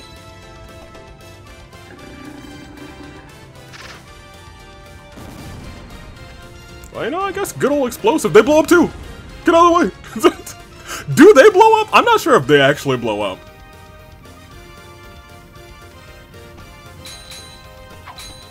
Well, look at this. Okay. They're doing a pretty good job. I guess who's surrounded, dummies? Get them, knock them all out. We need some intel too. At least one of them will squeal. But that being said, if one of them does squeal, it'll probably... The homies. Holy, just when I thought this couldn't get any crazier. When did the special ops guys show up? And they're going after the society goons too. Yeah, hey, maybe this is, you know, heavy penance for awful deeds and stuff. Maybe they're trying to remind everyone of how awesome they are. Who the hell would... They're trying to clear their name, Dorothy. Ah, the hell with it. Dorothy, make with the camera. Shoot and shoot until we can't film in there anymore. Can you really shoot? I'll just have a non-orbital camera, I guess. An old fancy thing. Well, the Jaeger guys are getting pushed back. Very impressive. Not too bad, really. Now then, servants of Ouroboros, what do you intend? You seem quite eager for a fight. Are you still, desirous of violence? You think you're funny. If it's gonna be like that, I am gonna call Potter Stop, Rain, our chances already slipped by. Trying to force the issue now would only end in an ugly fashion. Oh no, I'm ready to clap your patter matter. And I'm gonna call it Patter Matter too when it shows up. Whenever I gotta fight that game, I was like, Patter Matter's about to get... I'm gonna need a toe matter soon. The capture of the royals was ultimately an optional objective. Come, let us pull back. Well, if we got to. Rain's not happy about that. Ladies and gentlemen, if you will pardon us. It should be just about time for your next trial, however. I suggest you keep your wits about you. Next trial? What are you even on about now? You'll see soon enough. Good day then, everyone. I'm over it. Well, I'm not over her. She's the goat. Ah. They've retreated. Hey, thanks for showing up, guys. The Jaeger should pull out of the city as well. It's a shame I cannot pursue them, but I suppose we can't be selfish. Yeah, wait, way more importantly, just what the heck is going on, Colonel Richard? He's not a colonel anymore. I thought you were in prison for seriously grievous crimes for being a huge jerk. Well, he was also kind of mind controlled, I guess. I said I'm not a... Well, regardless. Before any of that, we have a city to secure. Would you mind helping us out? Oh, yeah, sure, of course. We'll tend to the wounded and help with the firefighting. And so with great difficulty, the society's invasion of Gransel was repelled. Estelle's group ran around the city, fighting fires and helping the confused citizenry. Eventually, the rest of the team had been contacted by Elnon. Nice. Cool. B+.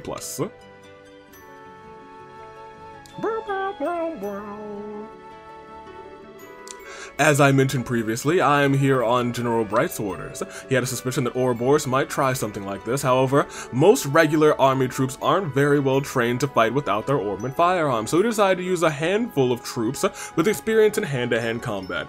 Of course, he needed an excuse to get me and my subordinates involved, seeing as we were supposed to be in prison. As a result, we were transported to Gransel, and we were conveniently ended up caught in the chaos and repelled the attack. Okay. That's about as subtle as a brick to the forehead. I take it you had some idea about this, Your Majesty? Yes, Cassie and I discussed the idea earlier. We will, I suspect, face some criticism for doing this, but the safety of the citizenry must come before everything else. And I knew from the bottom of my heart that Mr. Richard would do what was very best for the country he loved so. I do not deserve such praise, Your Majesty. I get it, so then... Oh, well, right. Does it have to do with the reason you wanted to see us? In part, yes. What I wanted to discuss was what Claudia has done. Huh? What Chloe has done? Oh yes. It was a short ceremony, but as of this morning, I formally invested with the inheritance. I am now officially the Crown Princess of Laburo, next in line to be the Queen. Oh, look at you! Good on you! I guess that's why you're wearing your fancy clothes. Whoa. Wow. Congratulations, I think you made a good decision. Oh, I really think some of it is simply selfishness on my part. Estelle, everyone. I understand you're the ones who saved everyone at the academy. Thank you so very much. Yeah, I guess that was an optional quest, wasn't it? That's crazy. Oh, yeah. We can't really take all the credit, though. Annalise's group was there, and Sig helped out, too. Scree. Yeah, so I gathered.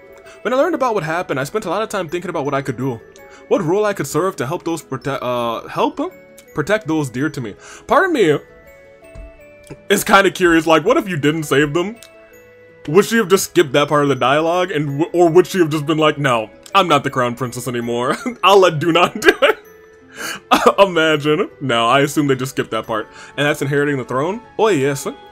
I am an inexperienced teenager who lacks the ability or confidence to lead an entire kingdom. Still, if I can use such a position to protect those dear to me, and if that in turn helps me protect the home I love, then it's all worth it. Chloe, you silly goose. Well, congratulations. Looks like you finally found that path you were looking for, huh? Estelle. Oh, thank you. I really am desperately new at this though. I'm not quite sure I know what I can do. Will you lend me your aid when I need it? What kind of question is that? Duh, we're besties. I mean, heck, I'm not even a grizzled veteran over here, you know? Just as you've lent us your aid time and time again, whenever you need us, we'll be there for you. Oh, Estelle, Joshua, are you not dating? Joshua, would you like to be crown prince? I mean, thank you very much.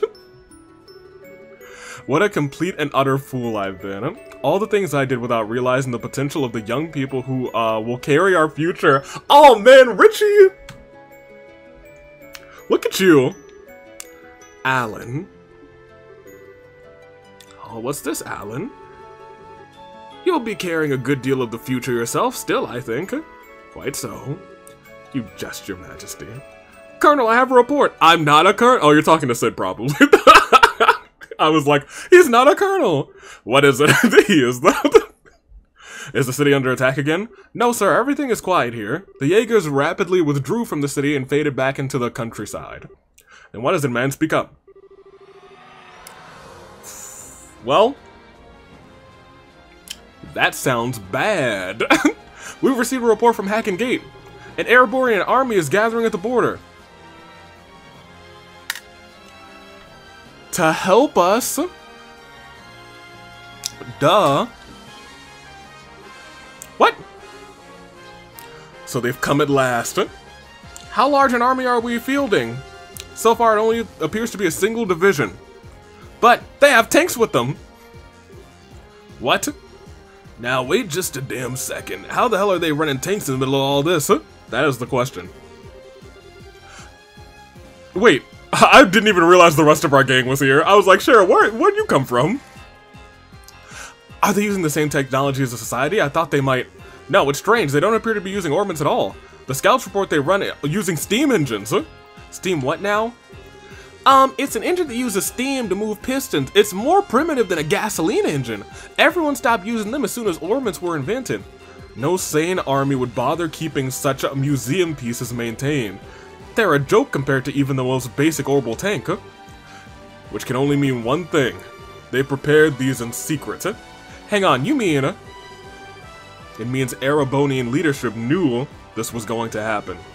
So the next trial Ouroboros spoke of... Yes, it must be this.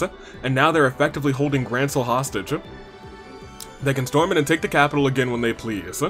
It's one thing sending a message, I suppose. There's another problem. I suspect Dad was keeping you as an ace in the hole, as a special Joker card he could play, someone he could dispatch where anywhere an emergency occurred where he couldn't be. But now that he's played that card, you'll have to remain here. Blast it! Ouroboros certainly plays a hard game. Grandmother, I think I have to go. Allow me to go to Hacken Gate. You're the I was gonna say, you're the princess now, you can't go. Say what? Chloe? I couldn't bear send an uncle. He risked his life once already for our sakes. Let me go. I will negotiate with the Erebonians as your agent. Very well. Though you may have signed, we may have signed a non-aggression pact with them. Remember that the scales on which Erebonian and liberal balance are still unstable. These events could spiral into chaos that would engulf the continent. We were counting on you to balance those scales. Oh, I will. I feel like Olivier is kind of understanding what's going on. What's up? So, in that case, would you mind if we go with you? Oh, I am sorry. We'll see the heirs to the hacking game safely. And if things get real crazy, we'll turn into a shooting war, rather, and we'll do what we can to help. Now, mind you, we can't actually help you with a shooting war, as per the guild protocol. But there's a few things we could do as from a neutral position, I think. That's the Bracer way. Oi, everyone. I couldn't ask for more. You could say, nope, you're involved. As a request from the Queen, please keep her safe. Yes, Your Majesty. Leave everything to us. Estelle, Joshua, on that note, I and my men will keep an eye on the movements of the society that the society may try to make. Even if they attempt to assault us with that massive puppet of theirs, we will be ready to respond. Guys, Pattermommer would murder you. We'll be counting on you. So Estelle's group took the road to Hacking Gate while escorting Chloe. Passing through Garoon Gate, they moved through Roland as quickly as possible and they were soon arrived at Hacking Gate. Okay.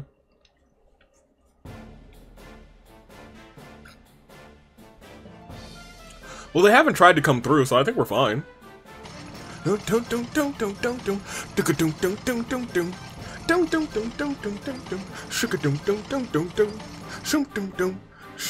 they have a whole bunch of steam-powered things. That's crazy. Oh, they have a pirate leading their charge? That's crazy. Is that General Morgan? That makes sense. Oh, it's Vander! Explain yourself, General Vander. Why is the division of the Imperial Army on our literal doorstep? Does the army truly forget the pact it signed so quickly? Maybe I don't know General Vander. General Morgan, I'm the one who would like an explanation. What are you? For the past 24 hours, orbments all across the southern marches of Her Majesty's domain have ceased function. And at that exact time, it seems a massive, heretofore unknown structure appeared above your Valeria Lake. Now I asked you, Morgan, what is going on? It is just as you say. We are just as confused as anyone else about the situation. So it would seem, oh, they might not be here to fire on us. They might be here to fire on that city. But your situation is, as I said, affecting a large swath of the Imperial territory. Given that, you know full well why I'm here, General. To try and raise the stallion above us, while we're weak then. We intend nothing of the sort. We are given the understanding that a criminal organization of some sort have been taking advantage of the situation. That is also true. All we wish is to see if we can be of aid to the allies from whom we signed a non-aggression pact. A W, my guy. Those are the orders I received from the Imperial government. Nonsense, what are those tanks doing then? I've never seen a tank that runs on steam and combustion until now. How is it that you suddenly have these tanks which conveniently require no orbital power? Well, they've been getting information probably from our boy. That is a military secret. I would think that you would welcome us though, Morgan. These vehicles are perfectly suited for helping to keep the peace. In Liberl, that is, while this crisis runs its course, you understand my meaning, yes? Oi, we deeply appreciate your thoughtfulness. What? Oh, she's back in her regular attire. Actually, that's new regular attire. Her new regular attire is dope, actually. Impossible! Bracers? Your Highness, what are you? Yo, look at that! You got, like, new attire! Good on you! Morgan, well done. Please leave the rest to me. But Your Highness? And what are they doing here? They're my entourage. We are the royal entourage, sort of temporarily. Should the worst happen, we'll protect Chloe, Claudia. We swear. I may be inexperienced as a negotiator, but I've got an accent, and this, however, is the proper time for me to step forward and assume my duties as her heir. Morgan, please, as you wish, Your Highness. Just keep in mind who you are going out there to parley with, my princess. If anything happens, be ready to run for the gate. I understand.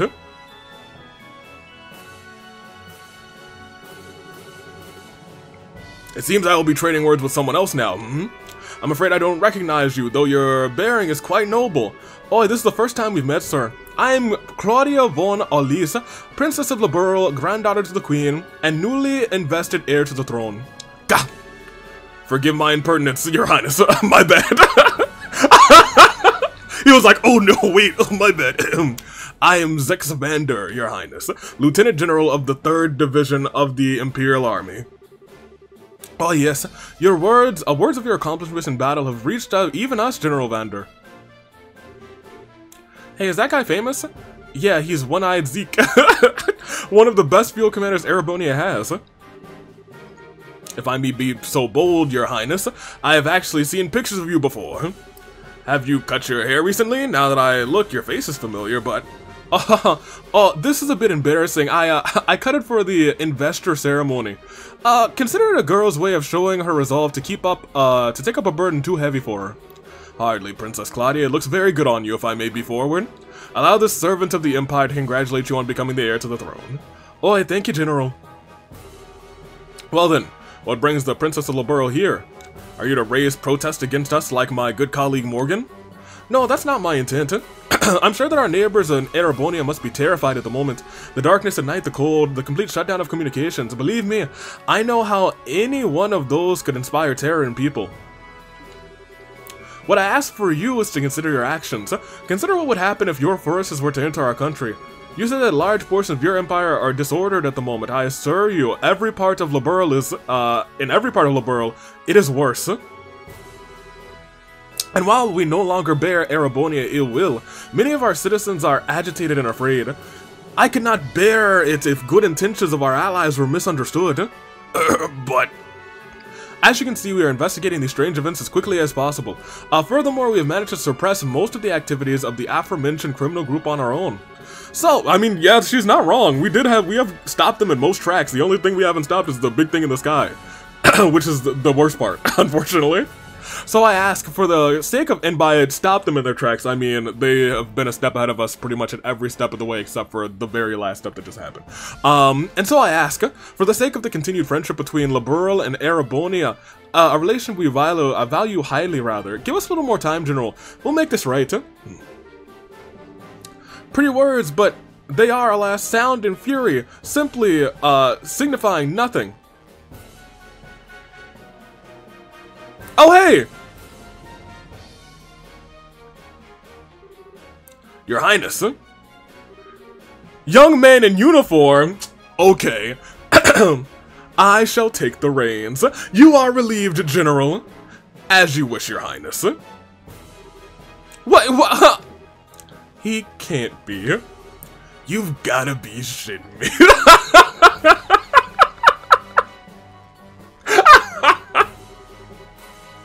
I believe this is our first formal acquaintance, Princess Claudia. I am Olivier Rhys Anwar, a son of His Majesty Empire Eugent III. What? One of the son?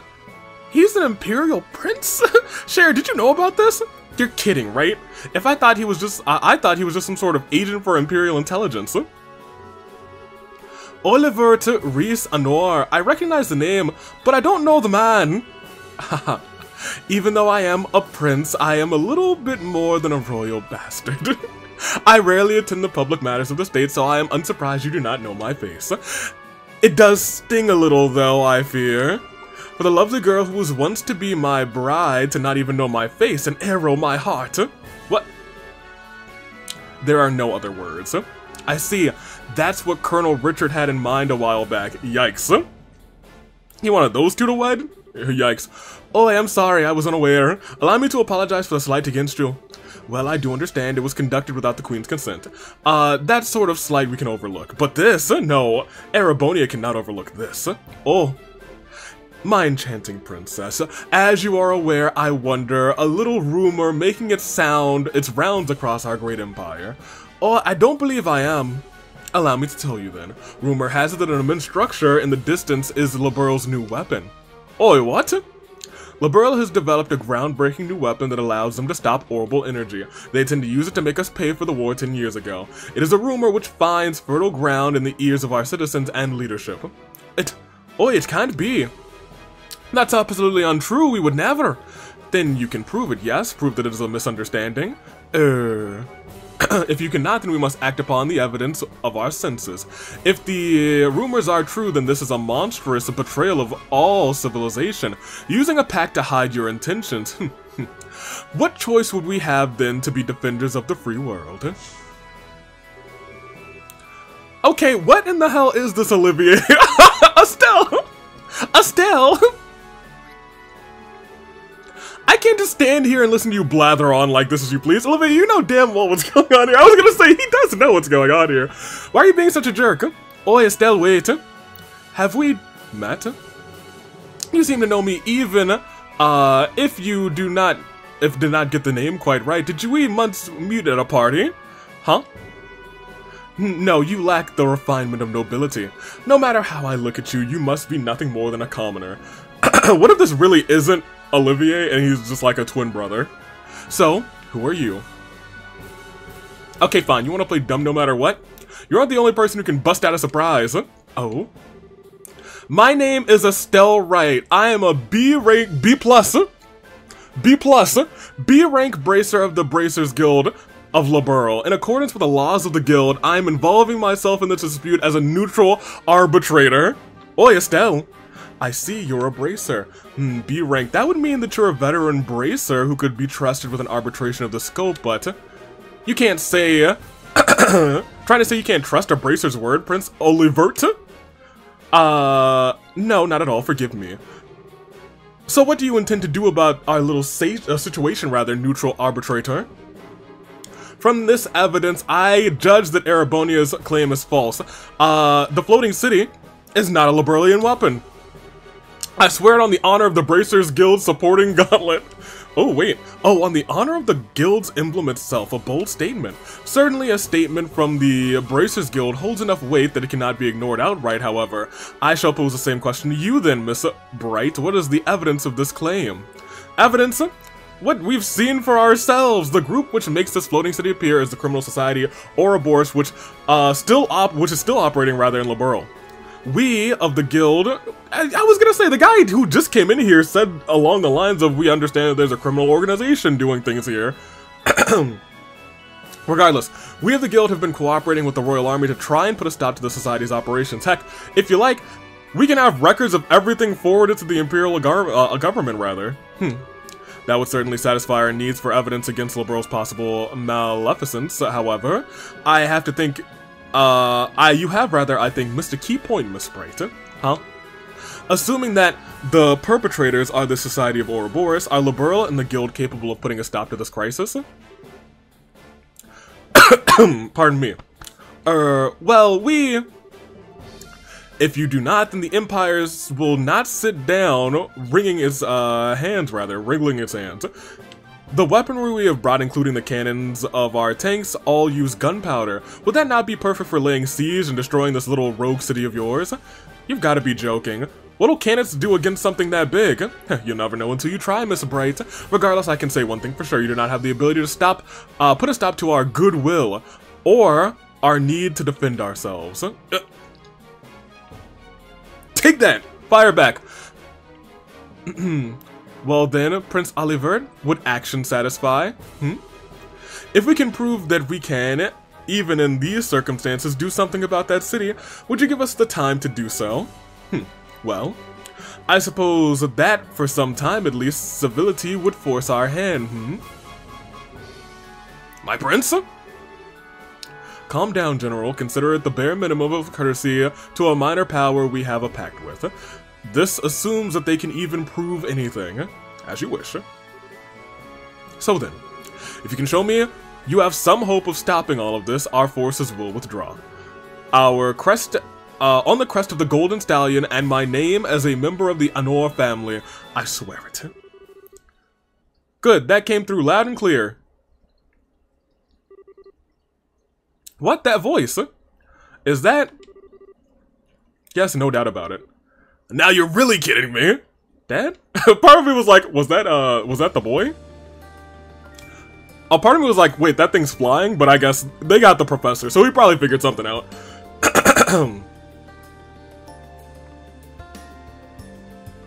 Did nobody notice the Arce? That thing's massive.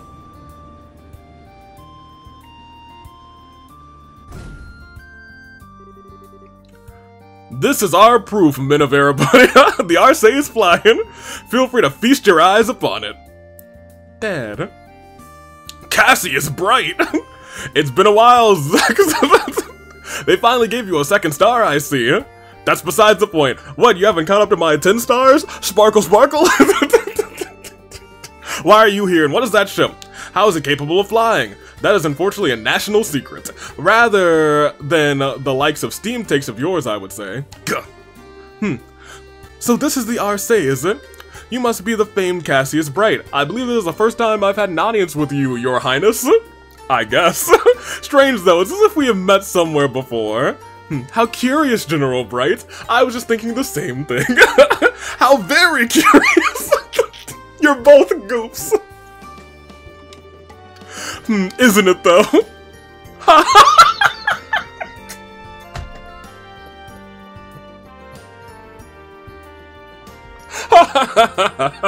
And I could have just imagined this is the fakest laughter of all time. My prince! You know, he probably spoke to Cassius about this, to be honest. Miss Bright, Princess Claudia, I am a proud member of the Erebonian Imperial family. I'll keep my word. General, you have all of the forces withdraw from this area immediately. Olivier, that is Olivier. You have our gratitude, Prince Olivier. Still though, my dear citizens will doubtlessly not be satisfied with the mere possibility presented to them. Could I perhaps board the Arce and observe for myself? Prince Olivier? A good idea. I'm sure everyone in the Imperial government would be satisfied with the Prince as a witness. Princess Claudia, shall we? Of course, I see no reason to object. I am sure that this will only further strengthen the bond of friendship between Ereboni and Aureole. Welcome aboard, Princess Olivier. Or Prince Olivier. Prince Olivier, what have you done? You finally stride onto the public stage for the first time in ages, and you engage in this charade? I suppose we were too transparent in the end, Transparent like air. To think that the Prince of the Empire would plan something like this in Aureole. Mueller, how could you let this happen? I've heard Vander's name before, I'm certain of it. Forgive me, Uncle, but do you really think this idiot would listen to, even if I asked him to stop? Well... Besides, there are elements of this which do not easily sit on my conscience. I learned about the truth behind Hamel during this mess. Oh, man. Gah! So you did know. Oh, man! Ooh, the spice! Haha, how could he not? Even back then, he was a critical part of the military chain of command. My shame is... No, Zex, I do not blame you. It was a subsection of the Warhawks. I know you had nothing to do with it. A scandal so vile that information about it had to be tightly controlled. I do not agree with the logic, but I understand it. Seal that which stinks and bury it forever, those who remain in power unblemished. However, I cannot allow the same trick to be played twice. Prince. Zeke, you realize it yourself, I'm sure. The incredibly fortuitous addition of the steam tanks to our arsenal, the convenient orders to sortie, every bit of it has the fingerprints of the blood and iron Chancellor himself, Goliath Osborne. What are? He is in contact with Ouroboros. I no longer doubt it. And personally, I find the idea of a Chancellor whose first loyalty is not to the Empire, rather repugnant. Don't you? Yeah, I guess you're right. My prince, you can't possibly... But I do indeed. The former military man who has become the Empire's central politician after rising to prominence 10 years ago. The cold-blooded yet reformer rather, who laid rails throughout the Empire and has annexed many of our neighbors through a force of arms. I decided to slay the beloved monster which has made nest in our Empire. Wild. Oh, wow. You may call all of this my declaration of war. Unbelievable. My prince, do you even realize what you are trying to accomplish, or attempting to accomplish?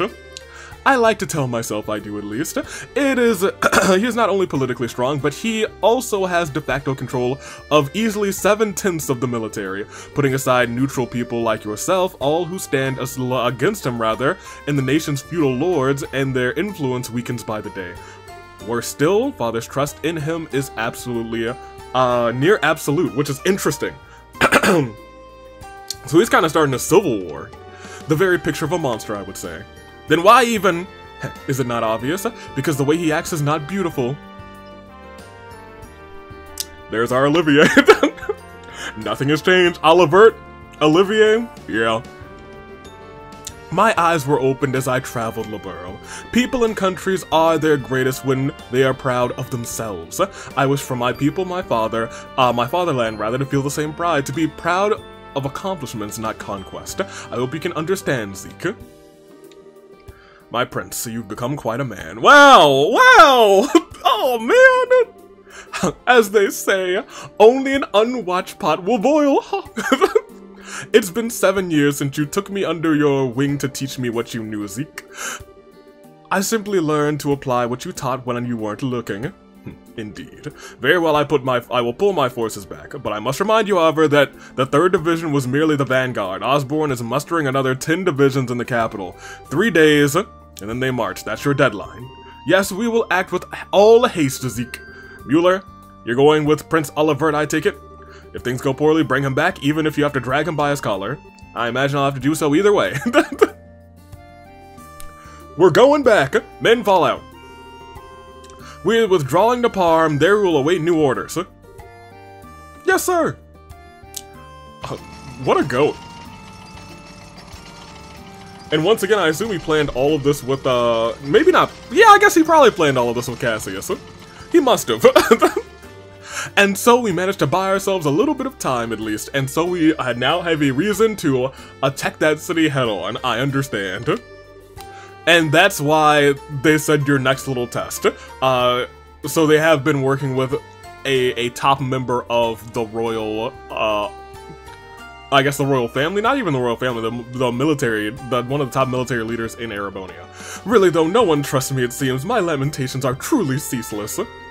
Of course they don't, you nitwit. Even I didn't think you had something like this in you. It's as they say, if you're going to play your card, then throw in all your chips. Besides, you certainly did a good job in arranging all the pieces. You could say that we are partners in crime, confederates of love, bees of a flower who shared the sweetest of honey. I am armed, Olivier. Olivier! Well, now we finally know all Olivier's shenanigans. Still, brilliantly done. Brilliantly done my entire butt. Would you please explain what the hell is going on? Why, it's exactly as it looks. There was something rotten inside the state of Erebonia. I simply dragged it up onto the stage. And the rest of us couldn't have gotten a peek at the script? As they truly say, if you wish to deceive your foes, deceive your friends. Having the Arce show up after you negotiated us into a corner, that was the plan Cassius and I came up with, yep. I was gonna say, you had to be in leagues with Cassius Bright. That laugh is my favorite thing about this whole episode. It might be one of my favorite things in this game. Dad and Olivier, I should have known. Yeah, once Dad showed up, I thought that it might be it. That was the idea, at least. Mr. Bright, it's about time you showed up. And here comes the deceitful jerk number 2. That's a little cruel, don't you think? I was listening in by phone. You handled those negotiations expertly. Thanks to you, the arrival of the Arce had the impact it needed. Listening in by what?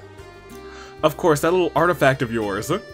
My dear Shara, no more of that, please. It would be a little problematic if he heard about. Little too late on that score, Prince. Oh no, no, not Kevin. Kevin's here too. And and Julie as well. Your Highness, I heard about the attack on the capital. I'm very glad to see that you were safe. I am sorry, Julie. I can only imagine how worried you must have been.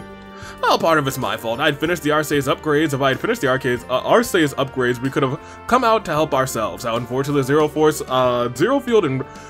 Field reinforcing the most advanced airship in the world took a little while, if you can believe it. Still, glad to see everyone safe. Yeah, hang on. How is the Arce flying? You made a Zero Field generator big enough for the entire ship? Yes, indeed. The ones I gave you were prototypes I'd whipped up to help design a large-scale version. I've been locked up in the Arce ever since you left. I guess you had time. You did have time. Now it's finally ready. I see. So in other words, every last bit of this was set up by Dad.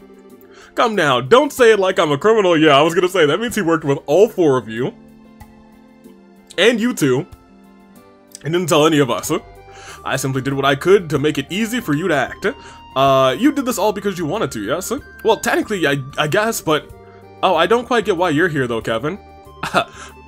Well, right. While I was, at the cathedral, word came up from the Growlsford, our high-ups.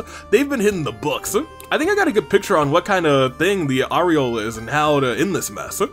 And once I told Cassius about this, I got hog-tied and brought out here. That's kind of funny. It was like, oh, you know how to do things? Looks like you're a part of our group now. Welcome in, Father Kevin. What? What the Aureole is? Yeah, so, first of all, the Aureole isn't a floating city itself, really. We think it's an artifact within the city that provides the whole thing orbital power and helps control the flow of it. The Gospels are basically distribution thingies for it. Oi, an ancient power source for a city. Then why is it causing all of our orbits to shut down? Now we're getting to the guesswork, but a couple of really old legends talk about the Aureole striking down threats to the Chosen. Okay. Meaning all of our modern orbits are being seen as threats to the Chosen, disabling any threats in its area of influence. It's a defense mechanism, essentially. Yes, it seems extremely likely. Hopefully, during this time, you've created a whole bunch of ZFGs so we can just have our stuff going at all times. And, really, it gives us a ray of hope. Doing something about the entire city would be difficult, at best, due to its sheer size. But if we can find the actual Aureole somewhere within the city, we may be able to find a way to deal with it. I see, that is an idea.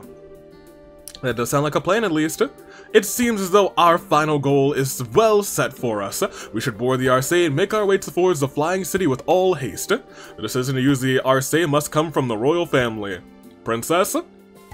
Yeet! Oi, yeet! Princess, shall we? Oi, yeet! Princess Source! Prepare for the Arce for launch. We're in the flying city above Valeria Lake. At once, Your Highness. And my bracer friends. Please, everyone, lend your aid to Aureole in our hour of need. This mission will likely be the last one of this crisis. Well, saying that like it's even a question if we'll go. This is something we should leave up to our leader. Leader? Estelle? We mean you, of course. What? Why so shocked, Estelle? We all have our own stake in this, yes, but one way or another we've just been tagging along on this wild ride of yours. So in that sense, Estelle, you're definitely our leader. Still not quite ready for it, huh? No, she is. No matter how grim it gets, Estelle never loses hope. That light is always there to guide me, to guide us. That's why only Estelle could ever be our leader. Joshua, you're not helping. Hey, Estelle, your face is as red as my hat. Cute. Okay, I get it. Chloe, the guild accepts your commission. We'll find the Aureole on the floating city, save Aureole. Oh, thank you. Good, now that that's settled, I can get back to the headquarters. You're not coming with us? Right? I was gonna say, for real? I guess if he thinks that we can handle it, he should probably not come along, if I'm being completely honest. I'm afraid I can't. They may have retreated for now, and I trusted Zeke to keep his words, but I can't ignore the large Erebonian threat. It's not just hacking gate, they could use non-orbital vessels to invade by sea. I wouldn't be surprised if the Society made attempts to raid, another raid on the Grancel, rather. I can't leave the Royal Army with all of this going on. Yeah, I get it. I'll do my best. With Joshua. With everyone! So Dad, try not to kill yourself with work, okay? It won't. Rather, it'll be a struggle. But I won't. And Joshua, let me give this to you. Huh? I was hoping he was gonna slap him again. It's a letter. Call it a father's heart. It's between men, so it might be a little shocking for Estelle. Gentle reminder that I'm right here and I still have my staff. I'll read it when I have the time, Dad. Please do. For the love of, I seriously do not get guy stuff like this. Don't be so harsh, Estelle. I'm taking some time off once this is over. I intend to spend a lot of time at home once I can. Estelle, make sure we can all share some omelet rice then, alright? Ah! Yeah, you bet. Nice. Is that the end of the chapter? No. Apparently not. Well, here we go. I did not buy anything. Whoops. Cassius. Are you sure, Cassius? If you're worried, you could have gone with them, you know. No, it's fine. Wiseman is even more dangerous than I thought he would be. If I accompanied them, I would simply be painting a target on their heads. Yes, if we were to strike out in the open, he'd strike at your ankle like the snake he is. The price of fame, It is maddeningly frustrating, let me tell you. Of course, this is what, also what gives us a chance to strike. A game of truth and lies as two of you try to read each other, eh? Speaking of lies, do you think that the Blood and Iron Chancellor will really hold back? As powerful as he is, he can't gainsay an oath from Prince Olivier easily. Very so, fair enough. As long as we don't give them any more of an opening, I think we will be safe, huh? I hope so. Everything rests on that team aboard the Arce then, the Bracers. Yes. Lena, and the great benevolent Idios of the sky, shine down where your children must walk, please. That beneath this enormous sky, they might find the path they seek. And thus, ladies and gentlemen, we have the whole party, and we walk in to the final chapter. That was Land of Chaos? That's crazy. Alright, here we go. Chapter 9, and we'll go a little bit into Chapter 9, because I know with everything that we've done, we've hit our 2-hour mark, but we haven't really had 2 hours of gameplay, because I read for like 40 minutes. So I'd like to touch into here a little bit. Doom.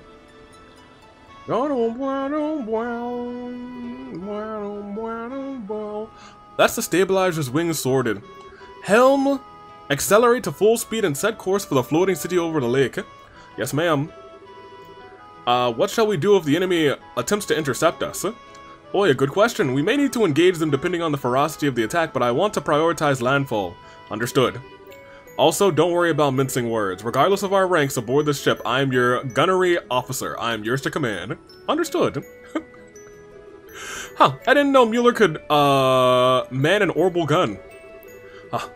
Oh, you're back to your normal, your normal attire. He was like, I got sick of that stuffy attire. Chloe is still wearing her gear. Her gear's dope, though. Olivier's is pretty dope, too, but I didn't like his hair. I like his hair down. He seems more free, and I think he likes that. He trained in the Imperial Army's most advanced armored division. Despite his burly, sword-swinging appearance, he is quite the capable gunner. I'm sorry my appearance doesn't match my skills. Oh, no, that's cool, actually. When did you change to Olivier, Prince Olivier? I thought you were coming aboard as a representative of the Empire. Haha, that, my friends, was but a front.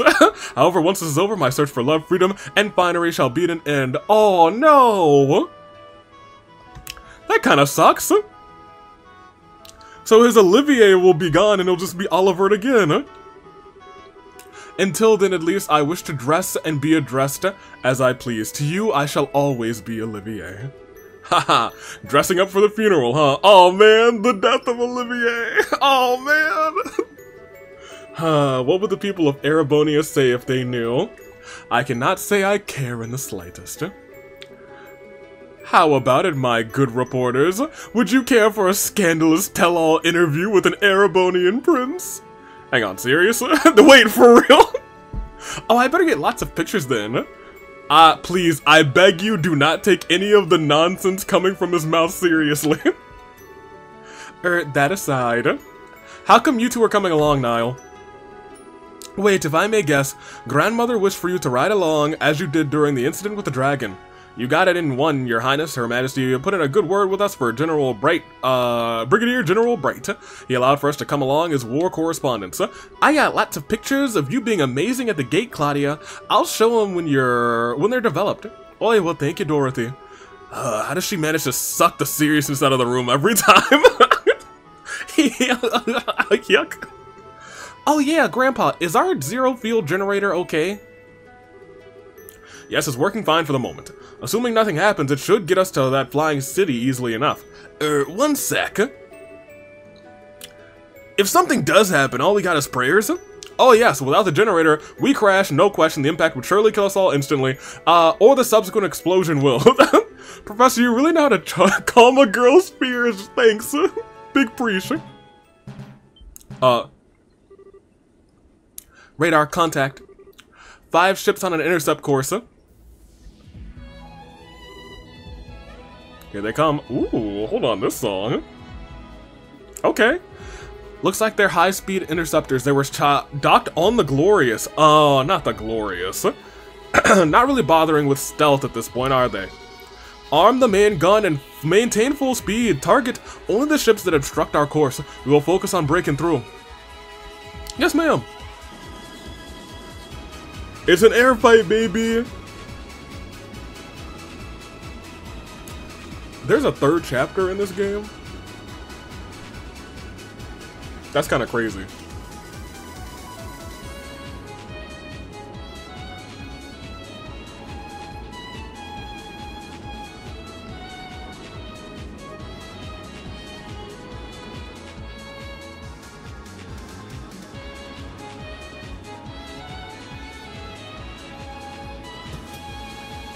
Oh my gosh! They're bringing out the big guns.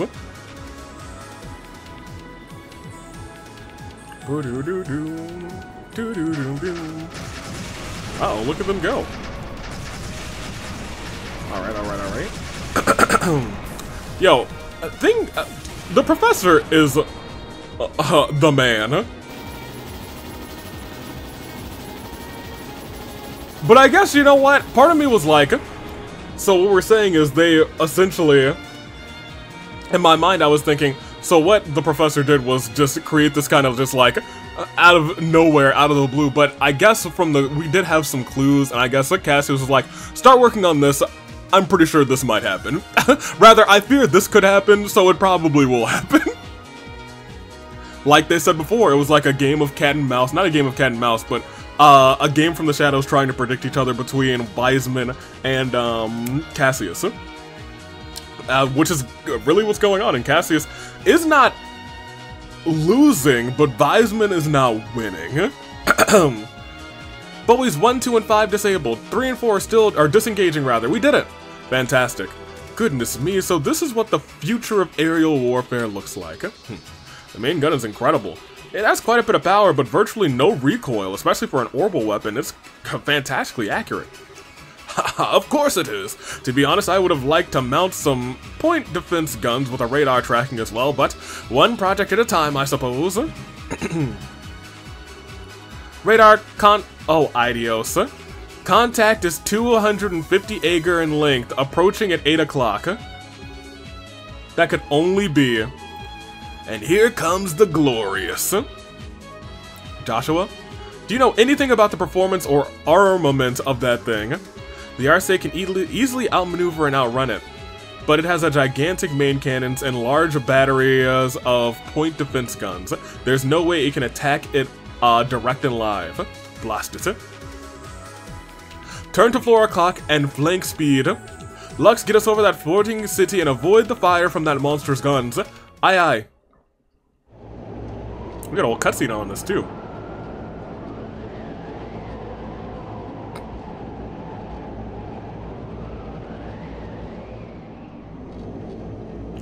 That thing is massive. Alright, now let's outspeed and outrun it while it tries to outgun us. And by outgun us, I mean shoot us out of the sky. That thing is enormous. And here we were thinking that the RSA was pretty enormous. Oh, don't love that. Yeah, we need to shift into turbo drive, or overdrive rather.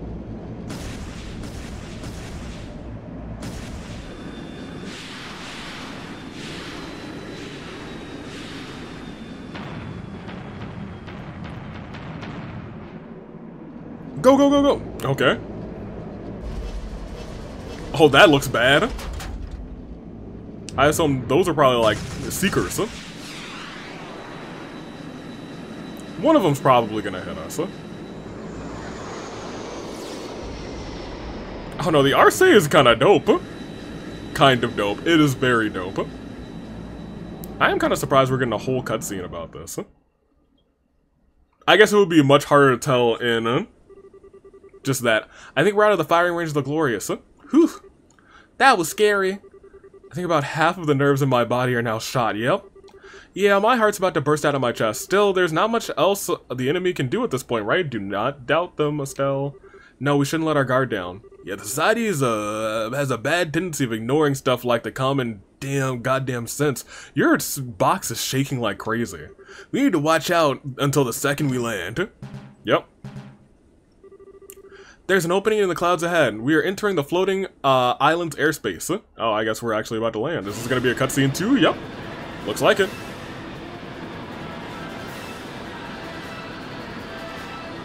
I guess you gotta be cutscene heavy for this final chapter.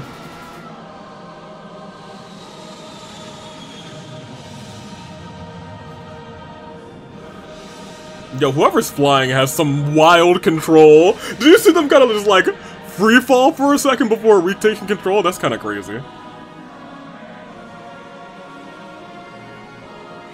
Oh my gosh, that place is kind of beautiful. I will give it that.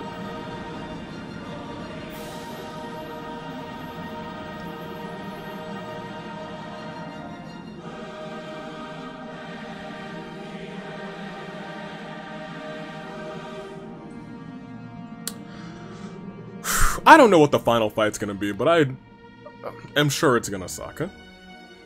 Are there actual people on this thing is the real question.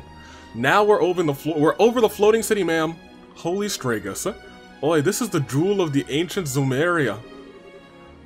Or Zemuria. Even more mind-blowing than I imagine. Look at that enormous tower-like structure. I'd put good money that on that being an important part of the island. If we're going to land, I'd put us near that, Captain. Good idea, Professor. Echo, anything on the radar in the Glorious? One moment. No enemies within 50 Selg. Seems we just have left the Glorious in our dust, ma'am. Boy, good. Lux, slow to 1/3 and begin landing. Put us near that tower. I'm surprised we're landing on this thing. Huh? Dorothy? If we had a photo course already, I swear. No, I have plenty of that, but isn't there something weird over there? What the? Oh, no way. What in the world? Please don't tell me it's the Glorious. Oh my gosh, that might be Patter Matter. No, that's not is it Patter Matter? But I saw Love on top of it, right? I was gonna say, that's the wrong enforcer. I don't think that's Patter Matter. That's just a wild creature robot. Let's see then. What will you do when your wings of hope are ripped from your back? Uh-oh. I don't think we can outmaneuver that thing. That's gonna be... Uh-oh. Well, that's bad.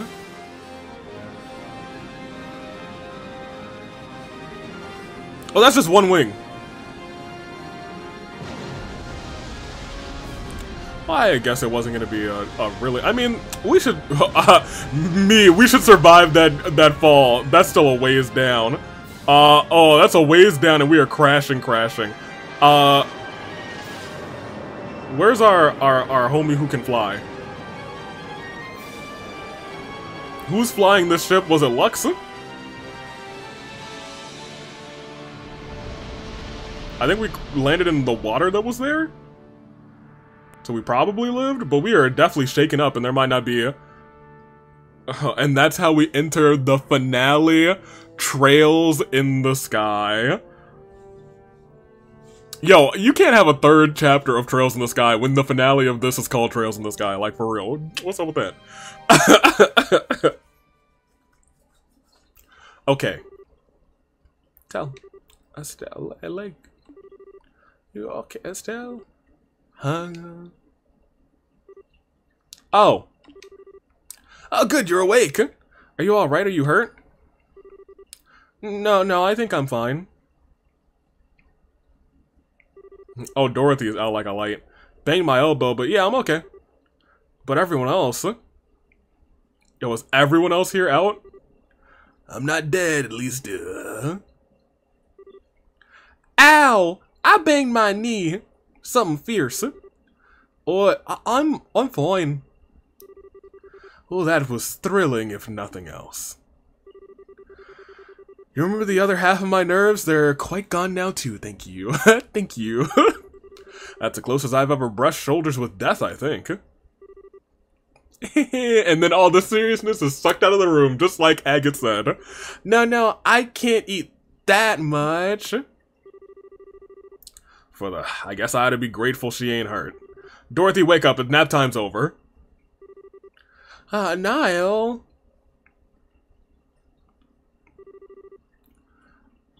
Major Vander, how about you? As well as I can be expected. Nothing seems broken over here. I'm unhurt, ma'am. I think I'm okay. I thought we were goners. A real miracle. Or perhaps he simply let us live. That's right!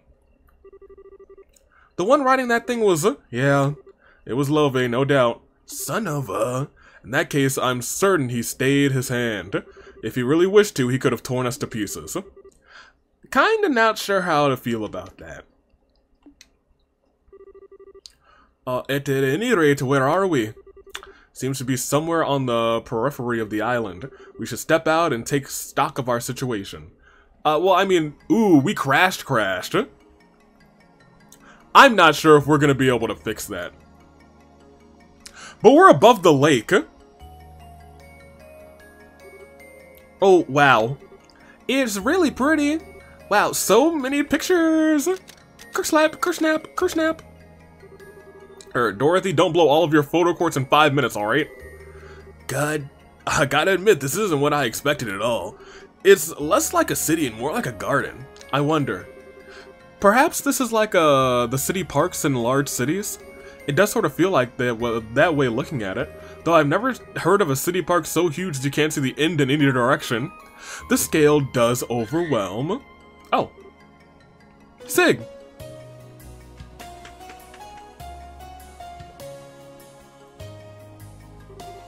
Scree! Oh, Sig, thank goodness, I was afraid you'd been hurt or got lost. Don't worry, we'll all be fine too. Scree! Scree? Scree! Oh, I see, thank you. Apparently we crashed on the easternmost side of the city. That is useful, actually. The Glorious is docked on the opposite side. Oh, well, I guess they're all here. Yippee skippy, yay. Awesome, we have to deal with them? I mean, we knew we had to deal with them, let's be honest. The damage to the Arcee looks worse than it actually is. Oh! Really? We're missing a whole wing, but alright. The engines themselves are virtually untouched, and the flight field generator mostly just needs to be beaten with a wrench furiously. The problem lies in our finer systems, our stabilizers for starter, rather. Ironically, we can plow forward just fine, but hovering steadily would be an issue, so we can fly forward just fine. Fascinating. So if we had to leave, when we want to leave, we can just kind of fly straight forward and try and zoom down into Valeria Lake. Well, I see. Our first order of business needs to be organizing everything we can for repairs then. I may be an outsider, but I'll help in any way you require. Oh, thank you, Vander. That will solve the problem with the Arcee, but our real struggle will be locating the Aureole in this massive city, especially since it seems likely our friends in the society are already here. Oh yes, if they claim the Aureole, who knows what they may do with it? Given everything they've done until now, you have to imagine it would be nothing good for anyone else. We need to get out there and find a way to stop them. No complaints to that idea here. We should get moving right now. Trying to run off in small groups would be chaos though. I think it would be wisest to use a single exploration team. Yeah, I agree. And the first thing we gotta do is find some sort of power means to get around to the city. Trying to walk would take forever. What is it, Joshua? It's nothing really. Anyway, the exploration team is going to need backup. Ideally, we should have people ready to swap in and out as soon as the team returns to the Arcee. Well, a good idea. I'd like to join in myself, but right now I need to oversee the Arcee's repairs, rather. Let's go ahead and decide who's leaving first. Okay. Oh, Chloe, you're so underleveled. Man, I think we need Father Kevin at this point.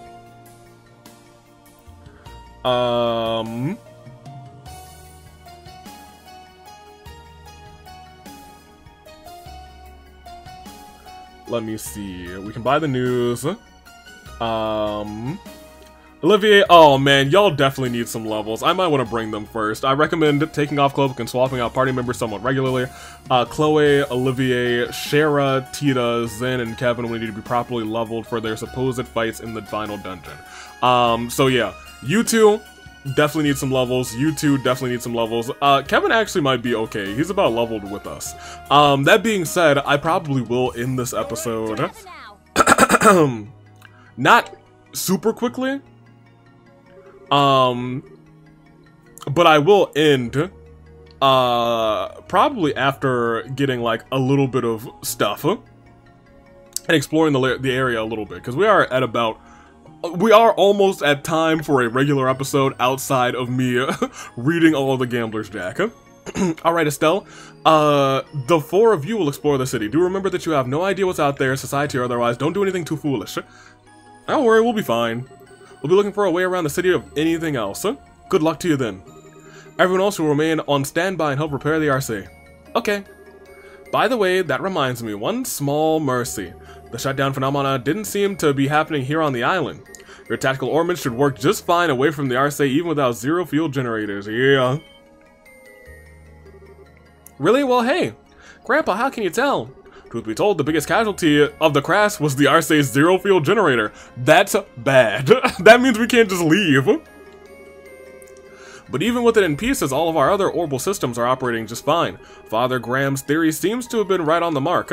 Right, the Aureole neutralizes foreign orbital elements. But if we can get onto the island, surely we can't be foreign, right guys?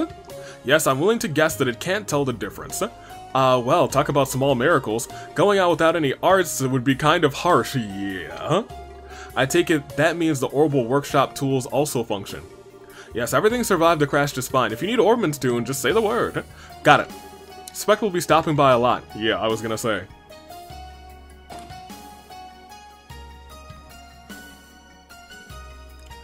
By the rest of the group. So they went up.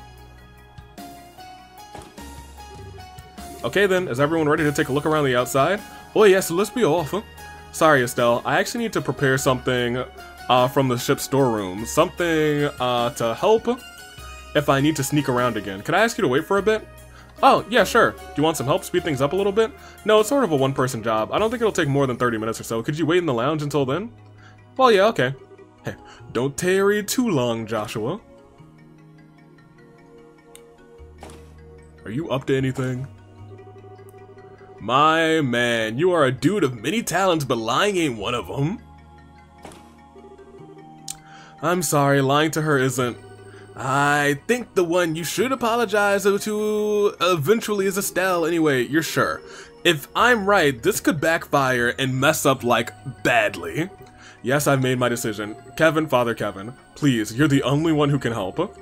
Alright, don't lay it on that thick. Come on, that little lie ain't gonna buy us much time. Let's get you to the medical bay. Is he not okay?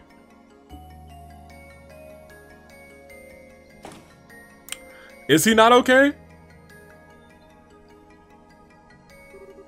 Joshua, you're done? Sorry to keep you waiting. That took a while. I don't mind, but Joshua, are you okay? You look tired, unless I'm crazy.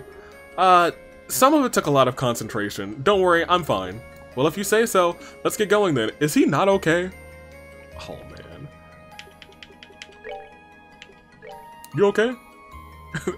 Not me coming in here saying, are you okay? Alright, looks like he's okay. Alright, well, let's talk around first. Mueller went up. I know we wanted to talk to Mueller twice. Is he on the deck? Oh no, but our homies are. Wow, it's so pretty here. The air's clean and fresh, and I'd love to live here. Oh, but wait, there's no factory nearby, so I couldn't get more photo quartz. That really would be a problem. Oh my gosh. Now that I've had a chance to actually look around, this place is blowing my goddamn mind. Maybe a little late, but this is making me remember all those stories about the Septarian 7 treasures things. Great sources of power bestowed on man by the goddess herself. Standing here makes you think it ain't a fairy tale. Well, nice. Let me see. We can also read crystals. That's also, once we're gone, I think we also have cloak off. Where did they go? They're not out here. Oh, can we just walk off the ship? Oh, that's funny. They're all just kind of out there looking at the wings. Oh, I guess if anyone's gonna move the wing, it's definitely gonna be our dude. Zen. Oh, what's up? Our first order of business should be restoring internal lights and securing the hallways. Without that, we can't move personnel through the ship effectively. We should get as much ready as we can before the real repairs begin. Forgive me, Miss Bright, but I must ask that you watch over that moron. In truth, he would simply get in the way of repairs if we had him aboard. Or, so you claim, but you really wish to be alone with Captain Schwartz, do you not? How could you allow yourself to be distracted by the allure of a woman, even though you have me? You cheat! You merely wanted me for my body, didn't you? My point is illustrated, I hope, Miss Bright. Yep, completely. We'll do our best to make sure he doesn't get into too much trouble. Okay. Cool. Please, well then, please try not to get that idiot blown up too badly. A little is fine though. Just a little. Just a little bit. Ooh, baby. When you get home.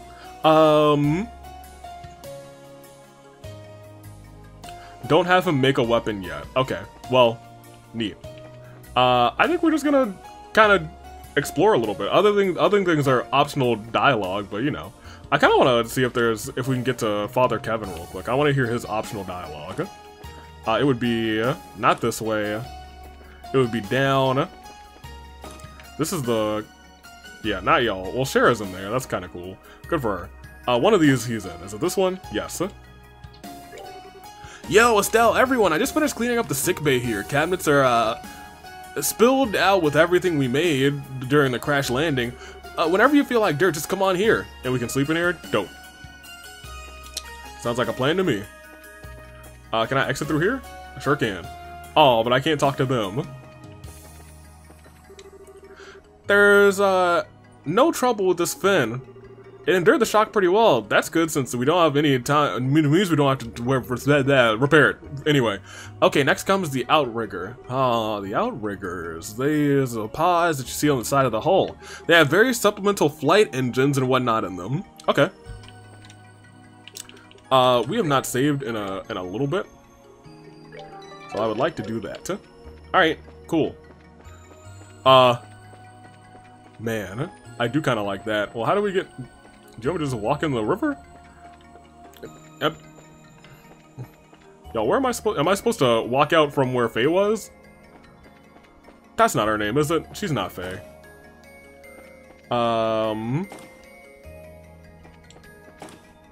Do you want to go up? Through here? No, not through here. Up here, and then no. Up here, and then through here. And there you are. It is Faye. Looks like we meet again. Oh, Faye! You stay with the Arce? Yeah, I figured the professor was coming, so I had to stay as well. I talked with the other engineers, and we all decided to stay aboard. Kinda glad we did at this point, let me tell you. Yeah, no kidding, that's great. We need some help to fix the Arce after all. Hey, yes, thank you. Having professional engineers here will make this much easier. Ha, don't worry about it. We'll do our best to live up to our expectations. Yeah, thanks. Yo, how am I supposed to walk where am I supposed to go? I am happy to see Faye. I feel like I was where I needed to be. And just didn't.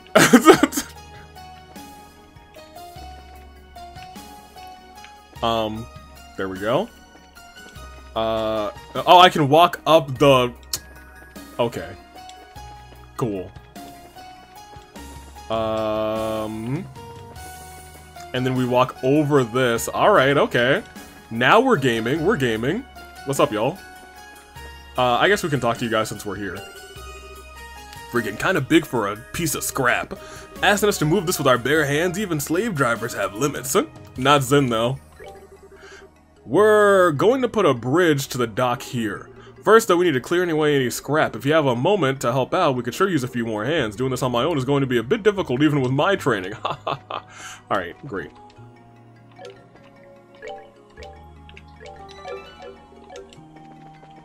Alright, so we need to find areas to zoom around, but here we go. Our first journey into the super city.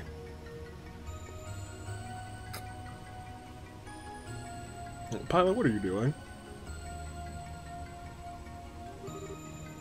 Shenanigans. Oh, it's beautiful. I have searched for beauty, and now I have found it. I'm not even sure how to put this. It's sort of hard to believe we're in the sky, you know? Ancient zoo. Wait. We could have bought the Liberal News.